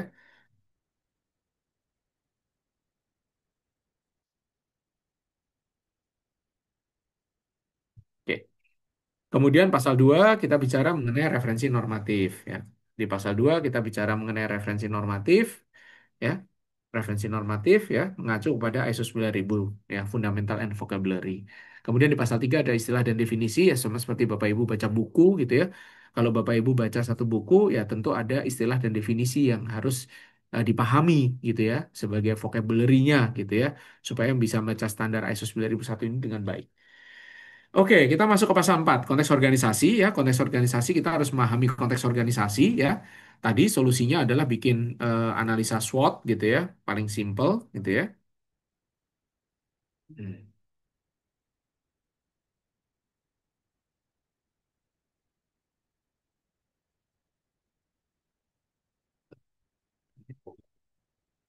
Oke, di sini kita harus bikin ya salah satunya dengan menggunakan SWOT analisis gitu ya. Kemudian di sini kita harus mengidentifikasi kebutuhan dan harapan dari pihak yang berkepentingan. Berarti kita mengidentifikasi eh, interested parties kita atau stakeholder kita gitu ya, stakeholder analisis, stakeholder mapping gitu ya. Nah, kemudian di sini juga harus menentukan ruang lingkup batasan implementasi ISO 9001-nya apakah organization wide atau hanya di proses-proses bisnis tertentu gitu ya. Dan di sini adalah memberikan gambaran bisnis prosesnya, bisnis proses mappingnya. Amendmentnya cuma di tahun 2024 menambahkan pertimbangan perubahan iklim sebagai salah satu faktor dalam konteks organisasi. Jadi di poin 41-nya kita menambahkan terkait dengan isu climate change. Ya, itu amendment utamanya. Ya, yang which is ini juga sudah muncul di amendment 2024 sih. Ya, yang tadi saya sampaikan ini sudah muncul di sini. Nah, di sini amendment 2024 ini. Ya, sudah muncul di sini di Amendment 9001 2015 Amendment 1 2024 sudah muncul di situ. Jadi eh, mestinya sih ini bukan hal baru lah ya buat Bapak Ibu sekalian ya. Jadi isu climate change ya penting karena kita bicara mengenai SDGs gitu ya, Sustainable Development Goals gitu ya. Kita bicara mengenai salah satu goals terkait dengan climate issue. Oke, kemudian ya, jadi ini di pasal 4 ya konteks organisasi tidak ada perubahan yang berarti ya. Nanti perubahan yang berarti ada di pasal 5-nya gitu ya. Di mana pasal 4 masih sama kita harus memahami organisasi dan konteks, kebutuhan harapan biaya berkepentingan, ruang lingkup dan sistem manajemen atau bisnis prosesnya ya. Hanya mempertimbangkan salah satu faktor terkait dengan perubahan iklim. Kalau memang berdampak ya Bapak Ibu ya, kalau nggak berdampak ya jangan dipaksain gitu ya. Karena di standarnya juga stated kok jelas. Kalau memang berdampak, ya tentu Bapak Ibu harus mempertimbangkan isu terkait dengan climate change. Dan tidak ada paksaan, tidak ada kewajiban sifatnya. Ya. Nah, dia hanya sifatnya notes gitu ya. Relevant interested parties can have requirement related to climate change. Relevant interested parties ada di 4.2. Ya, bisa jadi, belum tentu tapi bisa jadi. Ya. Kemudian, nah, tambahan di 4.1-nya yang tadi saya sampaikan gitu ya, bahwa understanding the internal context can be facilitated by considering issue related to the organization strategic direction. Nah, ini yang baru nih, organization strategic direction. Kalau saya menginterpretasikannya berarti kalau kita understanding the internal context terkait dengan issues ya berarti kita harus relate dengan organization strategic direction berarti kita harus bikin TOS matrix-nya. Kalau saya mengidentifikasi tools yang paling gampang gitu harusnya. Karena dari SWOT analysis strength weakness opportunity threat kita bisa bikin TOS matrix. TOS matrix bisa jadi action plan apa yang harus dilakukan gitu. Oke, itu perbedaannya di pasal 41 dan pasal 4.2 ya. Kemudian 43 dan 44 sama ya, tidak ada perbedaan yang berarti. Cuman kalau sekarang dia nggak bilang lagi documented information, dia cuma bilang as evidence harus disimpan, harus di retain gitu ya. Dia bilangnya lebih seperti itu sekarang. Oke, itu di pasal 4 ini contoh lah ya memahami organisasi dan konteksnya gitu ya. Kalau dulu kita melihat apakah itu positif atau negatif isunya gitu ya. Eh, untuk melihat yang satu apakah itu sifatnya opportunity atau itu sifatnya threats gitu ya. Dan harus ada kontrolnya ya. Ya ini sama lah dengan yang versi saat ini berlaku. Memahami pihak yang berkepentingan, ya bisa pihak berkepentingan bisa top management, shareholder, pegawai, outsourcing, vendor, regulator, itu adalah pihak berkepentingan. Ya, ini juga kita harus melakukan pemantauan. Ya. Kemudian masuk ke pasal 5 leadership, Bapak Ibu sekalian. Ya. Nah, ini banyak nih perubahan. Ini Bapak Ibu sudah bisa lihat nih perubahannya saya tulis nih semua di sini. Ya, terkait dengan leadership, ya kita mengutamakan bahwa harus ada kepemimpinan, gitu ya. Harus ada leadership and commitment. Nah, leadership yang pertama ada tambahan di pasal 511 mewajibkan manajemen puncak untuk mempromosikan dan menunjukkan budaya kualitas, quality culture, dan behavior ethics, etika perilaku gitu ya. Jadi ada tambahan terkait dengan budaya mutu dan etika perilaku. Itu tambahannya ya. Bagaimana sih bentuk komitmen kita terhadap quality culture dan ethical behaviors? Nah, itu yang harus ditambahkan. Kalau quality culture, saya sih nggak khawatir ya, Bapak Ibu pasti bisa menjalankan dengan banyak hal lah ya, dengan audit juga quality culture gitu ya. Kita punya value itu bisa dimasukkan sebagai quality culture. Etika juga sama harusnya. Tapi kalau yang ini mungkin lebih banyak larinya nanti ke terkait dengan masalah etik itu ya bicara mengenai ini ya, Bapak Ibu ya, bicara mengenai em, ya governance lah ya, bicara mengenai governance tata kelola gitu ya. Etik kan nanti ada ketentuan perilaku gitu ya, ketentuan tata kelola gitu ya. Nah, kemudian di pasal 552 ya terkait dengan policy, dulu ada yang namanya quality policy gitu ya. Sekarang kita mungkin mengenal ada yang namanya quality policy. Nah, ditambahan bahwa di pasal 52 kebijakan itu harus mempertimbangkan konteks organisasi dan mendukung arahan strategis organisasi. Jadi ini harus kebijakannya itu harus support ke hasil arahan strategis organisasi. Arahan strategis organisasi itu yang mana tadi hasilnya dari Toastmatrix tadi. Nah, ini harusnya ke sini nih arahannya. Oke. Kemudian 53, 53 itu dulu kan MR ya, manajemen representatif gitu ya, atau Project Management Office, PMO gitu ya, peran dan tanggung jawab dalam peran dalam organisasi, tanggung jawab dan wewenang gitu ya. Nah, pasal 53-nya menambahkan pelaporan terkait peluang sebagai bagian dari peningkatan berkesinambungan kepada manajemen. Saya yakin pasti Bapak Ibu sudah lakukan itu gitu ya. Tapi di salah satu tugasnya ditambahkan harus melakukan pelaporan terkait dengan peluang, opportunity. Ya, kalau dulu kan kita menganggapnya risk and opportunity. Kalau nanti Bapak Ibu baca standar ISO-nya, ya, di aneksnya, di aneksnya itu ada penjelasan lebih detail mengenai statement ini, gitu ya. Jadi ISO 9001 itu kan punya aneks. Sebenarnya sama dengan ISO-ISO yang lain kayak misalnya ISO 27001, 27701 atau bahkan 37001. Cuman di beberapa standar ISO itu aneksnya itu sifatnya cuman informatif ya.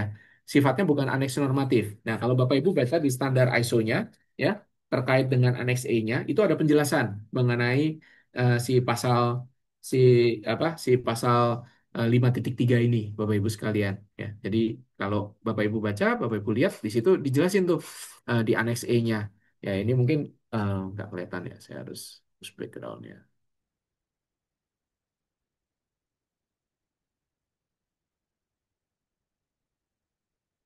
Nah, kalau Bapak Ibu lihat di sini ada aneks E nih di ISO 9001 2000 2025 ISO 9001 DIS 2000 ISO DIS 2000 9001 2025. Dia punya aneks E. Ya di dalam aneks E-nya ini tapi bunyinya informatif Bapak Ibu.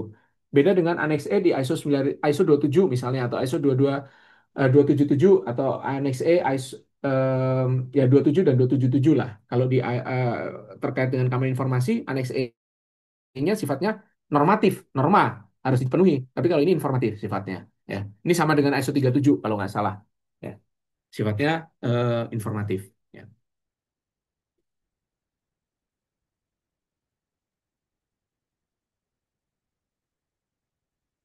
Oke, baik. Nah, di sini dikatakan salah satu tugasnya di pasal 5.3 bahwa kita harus menambahkan fungsi pelaporan ya, terkait dengan peluang sebagai bagian dari peningkatan berkesinambungan dari manajemen. Ya. Oke, itu penambahan perubahan di pasal 5.3. Tapi pasal 5 secara umum ya, Bapak Ibu harus punya komitmen, ya. Komitmennya harus sesuai dengan konteks dan arahan strategis organisasi. Bapak Ibu harus punya policy, policy, quality policy-nya juga harus mempertimbangkan hal tersebut, gitu ya.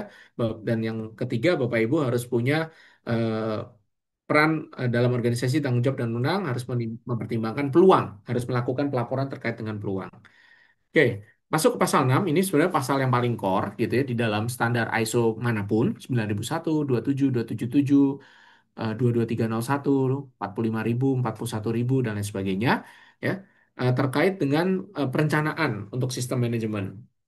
Ya, kalau kata Michael Jordan kan fail to plan, plan to fail gitu ya, atau kata quotes banyak lah ya yang bilang seperti itu gitu ya. Nah, artinya dalam perencanaan ini menjadi penting. Kenapa? Karena kita harus melakukan identifikasi risiko dan peluang, ya kan? Perencanaan untuk sistem manajemen mutu itu mengidentifikasi risiko dan peluang. Nah, pasal 61-nya tindakan untuk mengatasi risiko dan peluang ada tambahan, pasal 613. Dulu nggak ada. Pasal dulu cuma sampai 612. Sekarang ada pasal 613. Tindakan untuk mengatasi peluang. Harus ada action to address opportunities. Itu mandatory sekarang. Harus ada. Jadi kalau dulu kan action to address risk and opportunities gitu ya. Nah, kita jadi menganggapnya udah bikin tabel, ada ini risiko atau ini opportunities gitu ya. Nah, kalau sekarang nggak interpretasi yang kami pahami di Robert adalah berarti kita harus mengidentifikasi risiko sendiri, kita harus mengidentifikasi peluang juga terpisah sendiri. Ya, jadi harus ada dua dokumen yang harus di-create nih terkait dengan risiko dan peluang. Ya. Karena ada tambahan pasal 613. Kalau Bapak Ibu sudah bikin risiko, 612-nya udah terpenuhi, tapi 613-nya belum. Makanya Bapak Ibu harus identifikasi peluang. Ya, kemudian ada sasaran, ya, apa KPI gitu ya. Kalau Bapak Ibu pakai pendekatan balance scorecard, monggo aja gitu ya. Sasaran kan bisa pakai BSC lah ya, balance scorecard untuk mendefine KPI-KPI-nya gitu ya. Supaya align. Udah simple tuh kalau pakai balance scorecard, udah langsung align dengan strategi organisasi kan. Jadi sudah bisa tercover nih yang tadi statement terkait dengan mendukung arahan strategis organisasi. Oh ya, ini bisa pakai alignment dengan balance scorecard nih, bener nih. Oke, itu di 6.2 sasaran terkait dengan sasaran mutu dan perencanaan untuk mencapainya. Kemudian di 6.3 ini ada perubahan cukup signifikan. Nanti kalau Bapak Ibu buka di standarnya, perubahannya cukup jelas gitu ya. Bahwa dalam perencanaan perubahan itu ada tambahan. Bapak Ibu harus memastikan ada pemantauan dan evaluasi dari perencanaan perubahan. Bapak Ibu harus memastikan media komunikasinya mesti clear dan Bapak Ibu juga harus memastikan evaluasi hasil perubahannya. Ya, harus ada evaluasi hasil perubahannya. Nah, ini paling simpel biasanya kalau Bapak Ibu melakukan development, biasanya kan ada sprint meeting gitu ya. Kalau misalnya developer-developer yang apa development-development yang pakai agile gitu ya, kita bikinnya per sprint, per cycle, kita ada sprint meeting gitu ya. Atau misalnya kalau saya nggak tahu lah ya istilahnya sekarang apa, tapi dulu ada meeting misalnya kalau di pabrik itu ada meeting Kanban gitu ya, meeting PPIC atau meeting Jisukeng gitu ya, meeting improvement gitu ya. Nah, itu adalah bagian dari media komunikasi perubahannya, ada platform untuk melaporkannya. Ya, kalau sekarang mungkin ada komunikasi perubahannya bisa menggunakan macam-macam ya, bisa pakai Jira, Confluence gitu ya, atau bisa pakai Microsoft Project Teams gitu ya. Ya, apapun itulah ya, atau kalau paling simpel ya pakai Excel gitu ya. Nah, itu juga bisa. Nah, di 6.3 itu ada tambahan 3 poin ya, ada tambahan 3 poin terkait dengan eh, pemantauan, ya, evaluasi, ya, komunikasi, ya, pemantauan dan evaluasi, sorry, pemantauan dan evaluasi 1 poin, komunikasi poin kedua, dan ada evaluasi hasil, itu juga harus dilakukan, ya, evaluasi hasil, itu yang membedakan di pasal 6.3-nya. Jadi ada 3 tambahan ini ya. How the effectiveness of the change will be monitored and evaluated, communication of the change, dan how to review the result of the change. Itu ada 3 tambahan poinnya yang harus dilakukan. Oke, itu 6.3. Jadi ada tambahan di 61 dan 63. Lanjut ke pasal 7 ya, terkait dengan support ya. Support seperti yang tadi saya sampaikan ada kebutuhan terkait pemenuhan sumber daya gitu ya. Ini ada SDM, kemudian ada selain SDM ada fasilitas gitu ya. Kemudian ada lingkungan kerja gitu ya. Hubungan kerja. Nah, terus kemudian ada peningkatan kompetensi, awareness, communication, dan informasi terdokumentasi. Ya, itu tambahan-tambahan ya, itu klausulnya, ya, klausul yang ada, communication dan informasi terdokumentasi.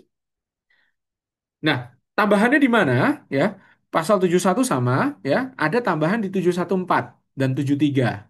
Ya, di mana di 714 ya terkait dengan masalah eh, lingkungan gitu ya, terkait dengan masalah lingkungan environment for the operation process ya, di mana ada tambahan terkait dengan eh, organization quality culture including ethical behaviors ya, terkait dengan lingkungannya harus harus betul-betul mempertimbangkan bagaimana lingkungan itu mendukung budaya kualitas, budaya mutu gitu ya, quality culture, dan mendukung juga ethical behaviorsnya dijaga gitu ya. Bentuknya apa sih? Bentuknya yang paling simpel misalnya kalau Bapak Ibu eh, apa ke site gitu ya, ke tambang gitu ya. Selalu di setiap persimpangan mereka selalu apa ada di situ ada safety culture kan ya. Mereka bilang ada signage tuh. Lihat kanan kiri, tunjuk dulu, pastikan kosong baru Anda nyebrang gitu kan. Nah, itu kan culture yang dibentuk kan. Berarti kalau quality kan perhatikan lingkungan sekeliling, pastikan tidak ada barang defect gitu kan misalnya. Atau misalnya perhatikan lingkungan sekitar. Pastikan jika ada nasabah, walaupun Anda bukan teller, itu yang dilakukan di beberapa bank. Walaupun Anda nasabah bukan teller, Anda bukan acuh tak acuh, tapi Anda nyapa. Anda tanya, ada keperluan apa Bapak? Ada keperluan apa Ibu? Nah, itu kan quality culture yang dibangun sebenarnya. Sesimpel itu sebenarnya Bapak Ibu yang harus dilakukan gitu ya. Tapi ada nggak regulationnya? Ada nggak aturannya? Gitu. Nah, itu quality culture yang dimaksud di 714 environmental for the operation processes. Ya. Plus ethical behavior, ya tentu sesuai dengan apa budaya perilaku lah ya, etika gitu ya, etika perilaku yang memang harus apa yang harus dijaga gitu ya, sesuai dengan ketentuan gitu ya. Apa paling simpel misalnya etika perilaku itu kalau Bapak Ibu ISO di Transjakarta ya, selalu petugas Transjakarta itu mengatakan kasih jalan untuk penumpang yang keluar dulu. Itu behavior, ethical behavior. Itu quality culture dan ethical behavior yang paling simple gitu ya. Ada SOP yang mengatakan penumpang yang keluar tolong dikasih jalan dulu, baru setelah selesai Bapak Ibu masuk. Ya, ya pelan-pelan ethical behavior di Indonesia mulai terbentuk gitu ya. Kalau antri, ya paling simpel kan kebetulan saya pengguna public transportation juga gitu ya, karena kan katanya kita harus mendukung climate change ya. Salah satu yang bisa dilakukan adalah saya selalu meletakkan mobil di kantor untuk beroperasional sehari-hari saya pakai public transportation itu Transjakarta atau MRT. Kebetulan di depan kantor ada MRT juga gitu ya. Nah, ethical behavior yang harus dilakukan adalah ya tadi memberikan antri, budaya antri gitu ya. Apakah itu ada SOP? Mungkin enggak, tapi petugasnya selalu mengatakan, oke silakan Bapak Ibu antri sesuai dengan tujuannya gitu kan. Kita antri, kita biasakan antri gitu ya. Kita biasakan tidak antri di depan pintu. Ya mungkin ada satu dua oknum yang melakukan itu, tapi ya berarti ya quality culture sudah mulai terbentuk lah di halte Transjakarta atau di halte MRT gitu ya. Oke, kemudian di 73 awareness. Nah, makanya pekerja-pekerja atau interested party siapapun harus diberikan awareness, ya. Harus ada awareness. Ya, awareness terkait apa? Ya tadi, terkait dengan quality culture dan ethical behavior juga. Gitu ya. Itu yang diminta juga di dalam standar ISO. Jadi ISO sudah lebih lebih manusiawi kayaknya sekarang kalau saya lihat ya. Dia lebih manusiawi, dia menambahkan itu. Nah, awareness, organization shall ensure that person doing works under the organization control are aware of organization quality culture and ethical behavior. Gitu ya. Jadi jangan sampai nanti ada ya mungkin ada pernah ada kasus gitu ya. eh, Ethical behavior itu ada salah satu administrator asuransi gitu ya. Pegawainya membocorkan informasi eh, influencer gitu ya. Ada satu influencer gitu ya. Saya lupa karena saya juga nggak kenal. Mungkin bukan bukan bukan bidang saya gitu ya, bukan bukan market saya. Jadi saya bukan marketnya influencer ini, jadi saya juga nggak tahu. Tapi ada satu influencer perempuan, saya lupa lah namanya, mungkin influencer kecantikan atau apa gitu kali ya, Bapak Ibu sekalian. Nah, dia eh, ngeklaim asuransi gitu ya. Dia ngeklaim asuransi terus kemudian ada apa namanya? Ada provider gitu ya, provider asuransi ya. Provider asuransi itu kan kalau Bapak Ibu pakai kartu asuransi terus nanti ada yang melakukan pengelolaan administrasinya lah ya gitu ya, yang bantu ngeklaim, bantu reimburse ataukah ini bisa cashless gitu ya.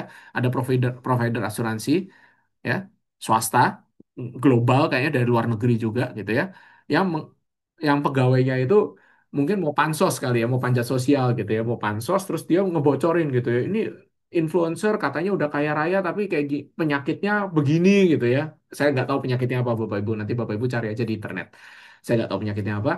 Eh, Penyakitnya begini terus kemudian rame. Nah, itu ethical behavior Bapak Ibu, itu quality culture bahwa sebagai provider administrasi asuransi, ya, Bapak Ibu harus punya tanggung jawab moral untuk mendidik pegawai Bapak Ibu untuk menjaga kepuasan pelanggan. Betul kan ya?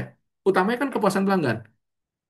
Nah, kepuasan pelanggannya gimana cara menjaganya? Dikasih awareness salah satunya sesuai dengan pasal 7.3 ini harus ada awareness, disadarin terus berkali-kali. Bapak Ibu sebagai pegawai di sini Bapak Ibu nggak boleh loh ya bocorin. Bapak Ibu nggak boleh loh ya memanfaatkan data-data pribadi milik pengguna jasa gitu ya. Karena apapun itu nggak ada orang yang suka kalau informasinya dibocorkan gitu ya. Walaupun mungkin bukan dibocorkan apa ya kayak tadi agak setengah dihumiliate gitu ya, dipermalukan gitu ya. Ya, organisasinya pun juga harusnya menjaga gitu. Organisasinya juga harus menjaga memastikan bahwa awareness-nya dilakukan gitu ya, bahwa informasi itu harus dijaga. Bapak Ibu nggak boleh membocorkan informasi itu kan kalau nggak salah dibocorin lewat status WhatsApp gitu ya, mungkin ya sesimpel itu, mungkin cuman mau iseng aja gitu ya, mungkin cuman mau iseng aja tapi jadinya tidak membentuk quality culture karena nggak customer centric kan. Mana ada customer yang mau datanya dibocorin seperti itu, dipermalukan seperti itu. Berarti kan quality centric, nggak quality culture. Terus yang kedua, ya ethical behavior-nya juga dilanggar, gitu ya. Bapak Ibu sebesti apapun dengan sahabat Bapak Ibu juga kalau misalnya sahabat Bapak Ibu punya kutil atau punya ambeien terus Bapak Ibu mau menceritakan nggak juga kan? Pasti nggak akan mau mengekspos itu kan? Nah itu ethical behavior karena dia sahabat saya ya nggak mungkin dong saya cerita yang jelek-jelek tentang dia gitu kan? Atau mungkin punya jerawat gitu ya. Nah, itu adalah bagian dari awareness yang harus dibangun oleh organisasi, ya, termasuk oleh si provider provider ini gitu ya, dalam konteks kasusnya mereka. Nanti Bapak Ibu bisa search aja di internet. Oke, berikutnya ya ISO juga minta ada informasi terdokumentasi, tapi sayang sekali harapan Bapak Ibu mungkin wah nanti ada penambahan dokumen A B C D E gitu ya. Kami pun sebagai konsultan juga mungkin juga berharap gitu ya. Wah, ini ada kerjaan baru nih kalau ada penambahan. Ternyata enggak Bapak Ibu enggak ada penambahan sama sekali terkait dengan informasi terdokumentasi. Jadi ya kita harus bicara apa adanya gitu ya bahwa penambahannya hanya terkait dengan pertimbangan budaya kualitas dan etika perilaku terkait dengan lingkungan kerja dan awareness yang kita lakukan terhadap pegawai kita. Oke, lanjut pasal 8 Bapak Ibu ya terkait dengan operasional ya. Ini core-nya ISO 9001 ya dari 81 sampai dengan 87 ya. Anaknya banyak tapi saya tidak akan jelaskan satu persatu Bapak Ibu sekalian.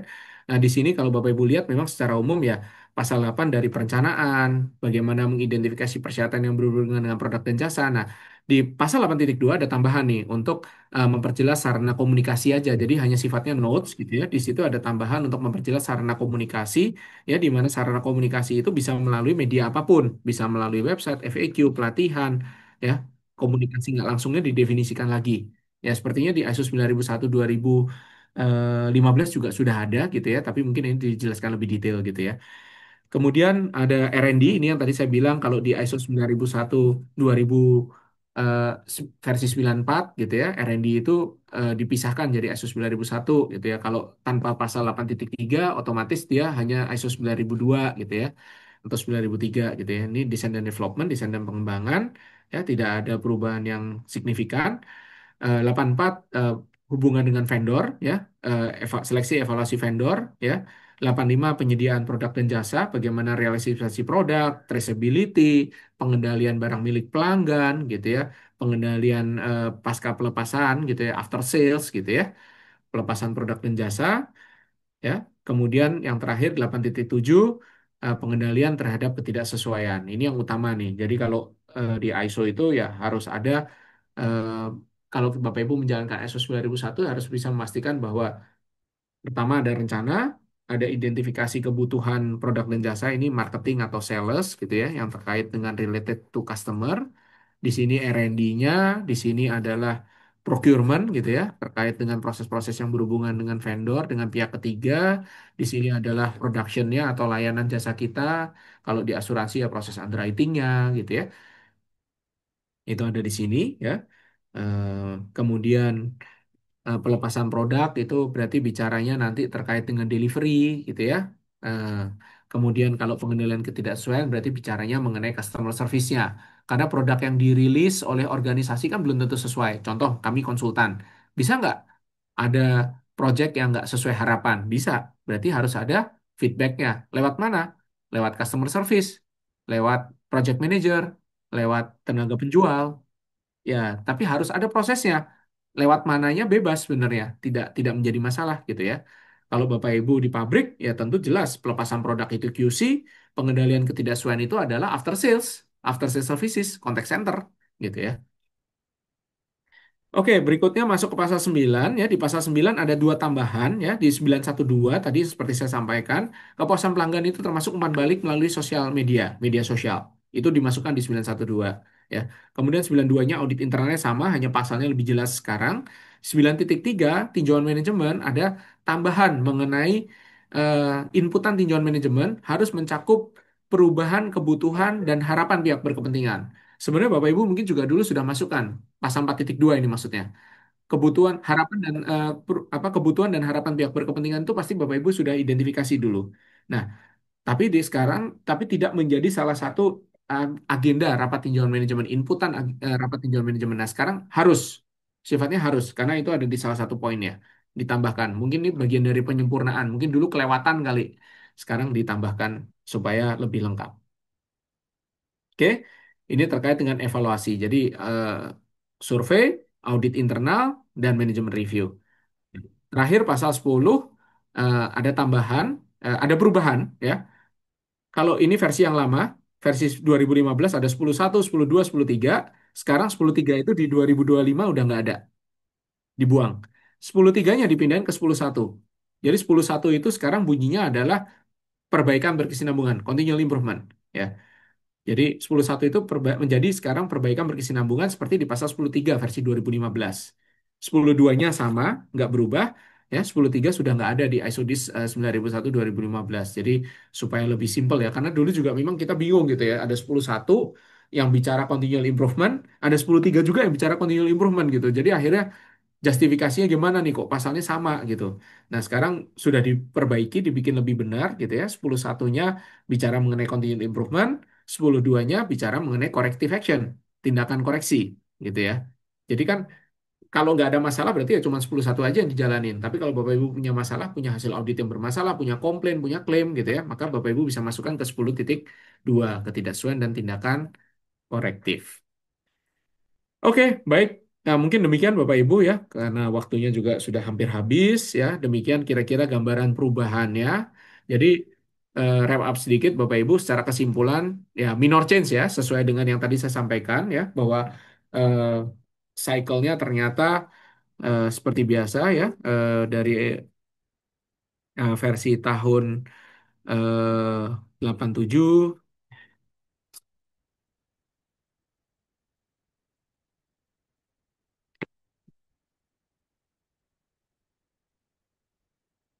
Ya, dari versi tahun 1987 ke versi tahun 94 minor change, 94 ke 2000 major change, 2000 ke 2008 minor change, 2008 ke 2015 major change, 2015 ke 2020 ternyata juga minor change gitu ya. Jadi minor major gitu ya.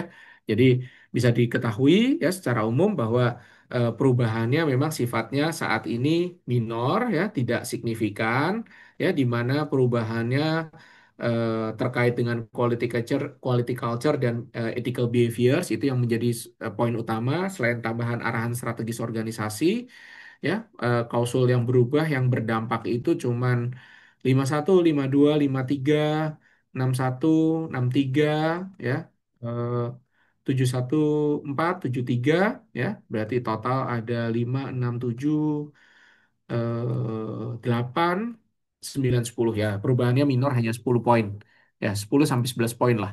Hanya 10 sampai 11 poin terkait dengan tadi eh, penggunaan media sosial gitu ya. Karena sekarang zaman sudah digital gitu ya, ethical behaviors, kemudian juga quality culture dan strategic direction ya, arahan strategis organisasi. Oke, baik. Demikian mungkin Bapak Ibu yang dapat kami sampaikan, yang saya sampaikan. Mungkin kita ada sesi tanya jawab kah, Pak Sandi? Atau kita Iya, langsung tutup? betul. Terima kasih banyak Baik. Pak Eri atas waktunya. Baik, untuk rekan-rekan dan Bapak Ibu semuanya, jika ada yang ingin ditanyakan, boleh bisa langsung menulis pertanyaan di kolom komentar atau bisa raise hand. Oke, sudah ada pertanyaan satu dari Pak Silvanus Adimanto. Boleh, Pak Silvanus, silakan di open mic-nya. Oke, makasih MC. Ya, selamat sore. Assalamualaikum warahmatullahi wabarakatuh. Perkenalkan nama saya Silvanus Waalaikumsalam. Adimanto dari Flores, Kabupaten Sika, NTT. Izin untuk pemateri. Di sini saya mau sedikit bertanya, tetapi sebelum pertanyaannya saya mulai, mungkin ada sedikit pengantar. Kebetulan di rumah sakit kami itu ada rumah sakit umum daerah yang dia statusnya BLUD, Badan Layanan Usaha milik daerah. Dan itu sudah melakukan penerapan ISO 9001 di untuk 9001 2015. Tetapi eh, sekalipun sudah melakukan penerapan ISO 9001 itu masih saja banyak kekurangan baik itu dalam hal pelayanan maupun di leadershipnya. kayak top manajemennya itu yang masih masih dirasa kurang. Nah, pertanyaan saya, apakah sudah pantas dan layak ketika rumah sakit kami nanti mau melakukan penerapan ISO ISO ini Pak, ISO 2000 9001 2026 seperti yang tadi Bapak sampaikan, walaupun untuk saat ini sifatnya masih DIS draft internasional standar gitu Pak. Apakah memang sudah pantas dan layak jika dilihat ethical behavior maupun quality culture-nya kami itu masih belum belum ada perubahan yang mencolok, sekalipun sebelumnya sudah ada penerapan ISO 9001. Mungkin itu saja Pak, sekian dari saya. Terima kasih. Assalamualaikum. Waalaikumsalam warahmatullahi wabarakatuh. Baik, saya langsung jawab aja kali ya Pak Sandi ya. Jadi kembali lagi memang betul seperti yang tadi saya sampaikan gitu ya, banyak apakah ISO ini mau diterapkan as a minimum requirement ataukah ISO ini mau diterapkan dengan benar gitu ya. Kembali lagi kepada organisasi Pak. Jadi kalau tadi mungkin Bapak bercerita bahwa biasa kan kalau di rumah sakit itu setahu saya ada standar yang lain ya Pak ya, ada standar akreditasi rumah sakit dari CARS gitu ya. Kemudian juga kalau mau standar yang lebih advance lagi ada standar JCI yang saya tahu gitu ya, yang mengutamakan mengenai quality and patient safety gitu ya. Nah, kalau tadi diskusi dari apa yang Bapak sampaikan gitu ya, apakah layak gitu ya. Nah, layak atau tidak layak ini yang menjustifikasikan lembaga sertifikasi, Pak. Jadi Bapak harus cek tuh harusnya memang lembaga sertifikasi yang melihat gitu ya, mengidentifikasi. Mungkin layak, Pak, menurut lembaga sertifikasi karena mungkin Bapak juga sudah punya gitu ya, sudah dapat sertifikasinya. Layak gitu ya. Tapi ya layak as a minimum requirement mungkin itu yang terjadi, Pak. Gitu ya. Tapi kan sekarang eranya era berbisnis sih, Pak. Jadi kalau dulu mungkin kalau saya mengalami dulu mungkin awal-awal tahun 2000 gitu ya kalau ngelihat sertifikasi ISO itu kan menakutkan gitu ya. Saya pun dulu juga sering mendapatkan temuan major gitu ya. Tapi kalau belakangan ini kan sudah nggak terlalu karena kan ada banyak pihak berkepentingan, Pak. Kami pun sebagai konsultan juga punya kepentingan gitu ya. Mungkin ada teman-teman konsultan juga di sini yang lain. Kalau sampai kliennya dapat temuan minor aja kayaknya udah marah sekali gitu ya bahwa bahwa ini lembaga sertifikasi tidak mendukung. Nah, lembaga sertifikasi juga jadi serba salah gitu ya. Kalau dia kasih minor, dia nggak dipakai lagi. Banyak faktor sih, Pak. Jadi memang ini ya menariknya apa ya menariknya bahwa ya kembali lagi bahwa ISO 9001 diinterpretasikannya bukan lagi ya secara ISO 9001 secara harfiah, tapi ya juga kita harus melihat dari berbagai faktor ya, dari sisi bisnisnya gitu ya, dari sisi kepentingannya. Makanya ada yang namanya tadi interested parties, Pak. Tapi harusnya memang organisasi itu tidak boleh memaksakan gitu ya. Kalau memang merasa bahwa kita belum bisa berkomitmen untuk menjalankan quality culture, belum bisa berkomitmen untuk menjalankan ethical behavior, ya mungkin harus di apa ya, harus dijalankan dulu gitu ya. Jadi nggak buru-buru gitu ya. Kadang kan karena kita tidak melihat proses tapi inginnya result gitu ya. Jadi ya problem terbesarnya ya itu memang. Bagaimana cara merubahnya? Ya komitmen manajemen sih Pak. Nggak ada cara lain ya komitmen manajemen. Yang bisa merubah adalah bagaimana top down ya. Kalau ISO itu kan pendekatannya top down, walaupun akhirnya menjalankan dari bawah ke atas, tapi harusnya pendekatan ISO itu top down. Kalau Bapak lihat pimpinannya benar, maka ke bawahnya benar, gitu ya. Ya jujurlah Pak, Bapak Ibu sekalian, kita melihat era kepemimpinan Sintayong gitu ya, kalau kita melihat bola gitu ya. Apakah dia melakukan dengan benar? Dia, menurut saya dia melakukan dengan benar. Nggak mau datang latihan, coret, keluarin dari tim. Nggak tidur cukup, coret, keluarin dari tim. Artinya apa? Tata kelolanya dijalani dengan benar gitu ya, dipegang dengan benar gitu ya. Mungkin pelatih-pelatih sebelumnya mungkin lebih punya rasa sungkan atau nggak enak, atau mungkin pelatih yang terakhir mungkin nggak peduli malah gitu ya, cuek-cuek aja gitu ya. Dia nggak peduli dengan kondisi apapun gitu ya. Nah, artinya apa? Kuncinya di mana? Kuncinya di top management, Pak, di leadership, Pak. Nggak ada yang lain, Pak. Kira-kira begitu, Pak Silvanus. Semoga bisa terjawab, Pak. Kembali lagi, Siap. pasal 5, Pak. Makasih. Leadership and commitment, Pak. Nggak ada yang lain, Pak. Ya, Gitu. makasih Pak untuk Sama-sama, Pak. jawabannya. Baik, terima kasih banyak Pak Silvanus dan Pak Eri Hardi. Izin, ini ada satu pertanyaan Pak Eri dari kolom chat.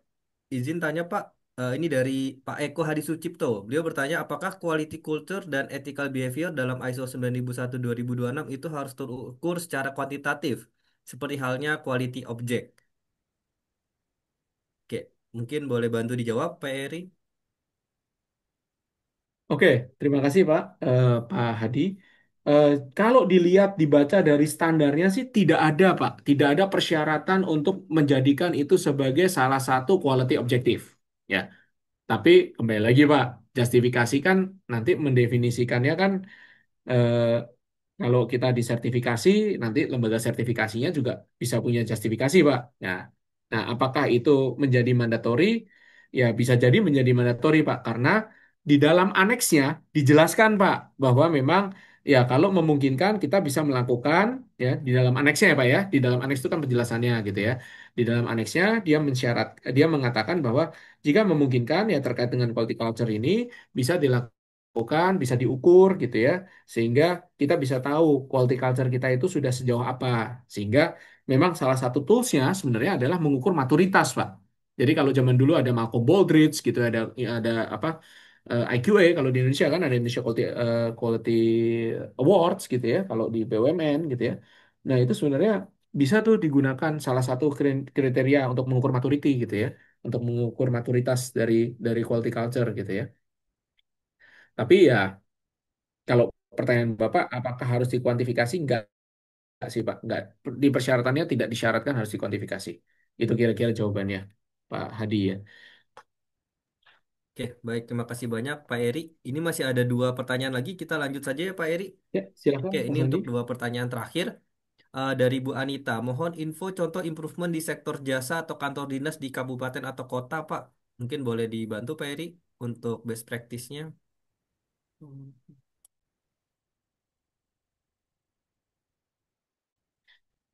Bagaimana? Sorry, sepertinya agak terputus tadi ya.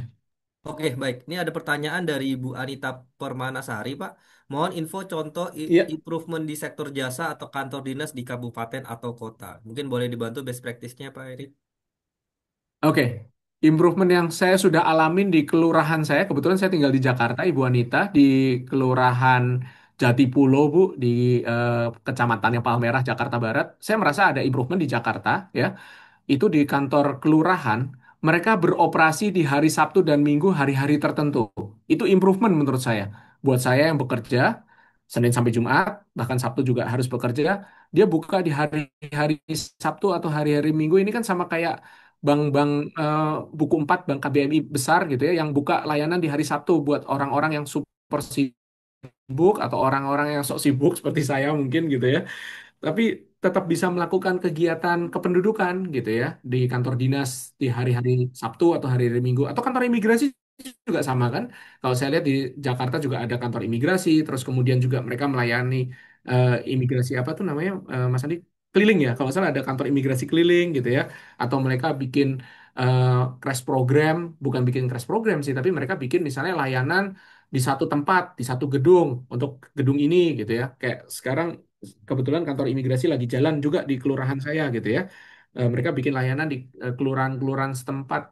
Menurut saya itu improvement yang cukup signifikan sih. Artinya mereka memikirkan apa sih kebutuhan dari penduduk warganya di kelurahan atau di kecamatannya. Kemudian mereka memberikan layanannya itu di luar kebiasaan. Apakah mereka beberapa juga melakukan operasional di jam 8, jam 6 sampai jam 9 malam gitu ya, misalnya layanan malam hari gitu ya.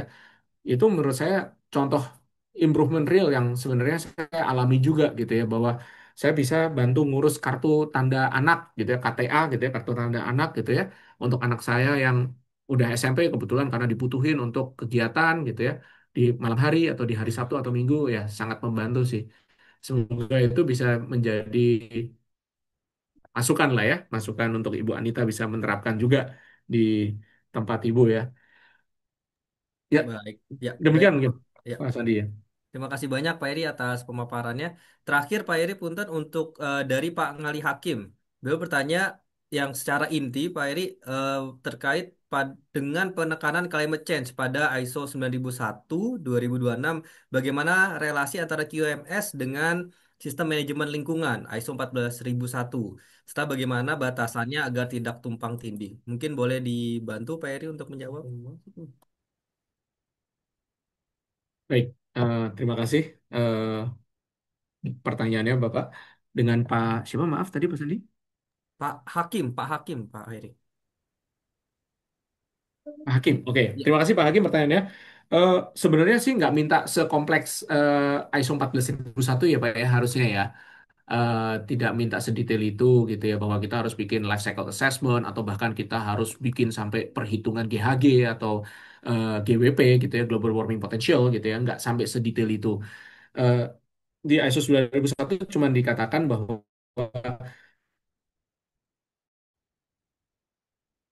kalau stakeholders kita mensyaratkan, ya kita harus mempertimbangkan terkait dengan penggunaan dengan masalah climate change gitu ya.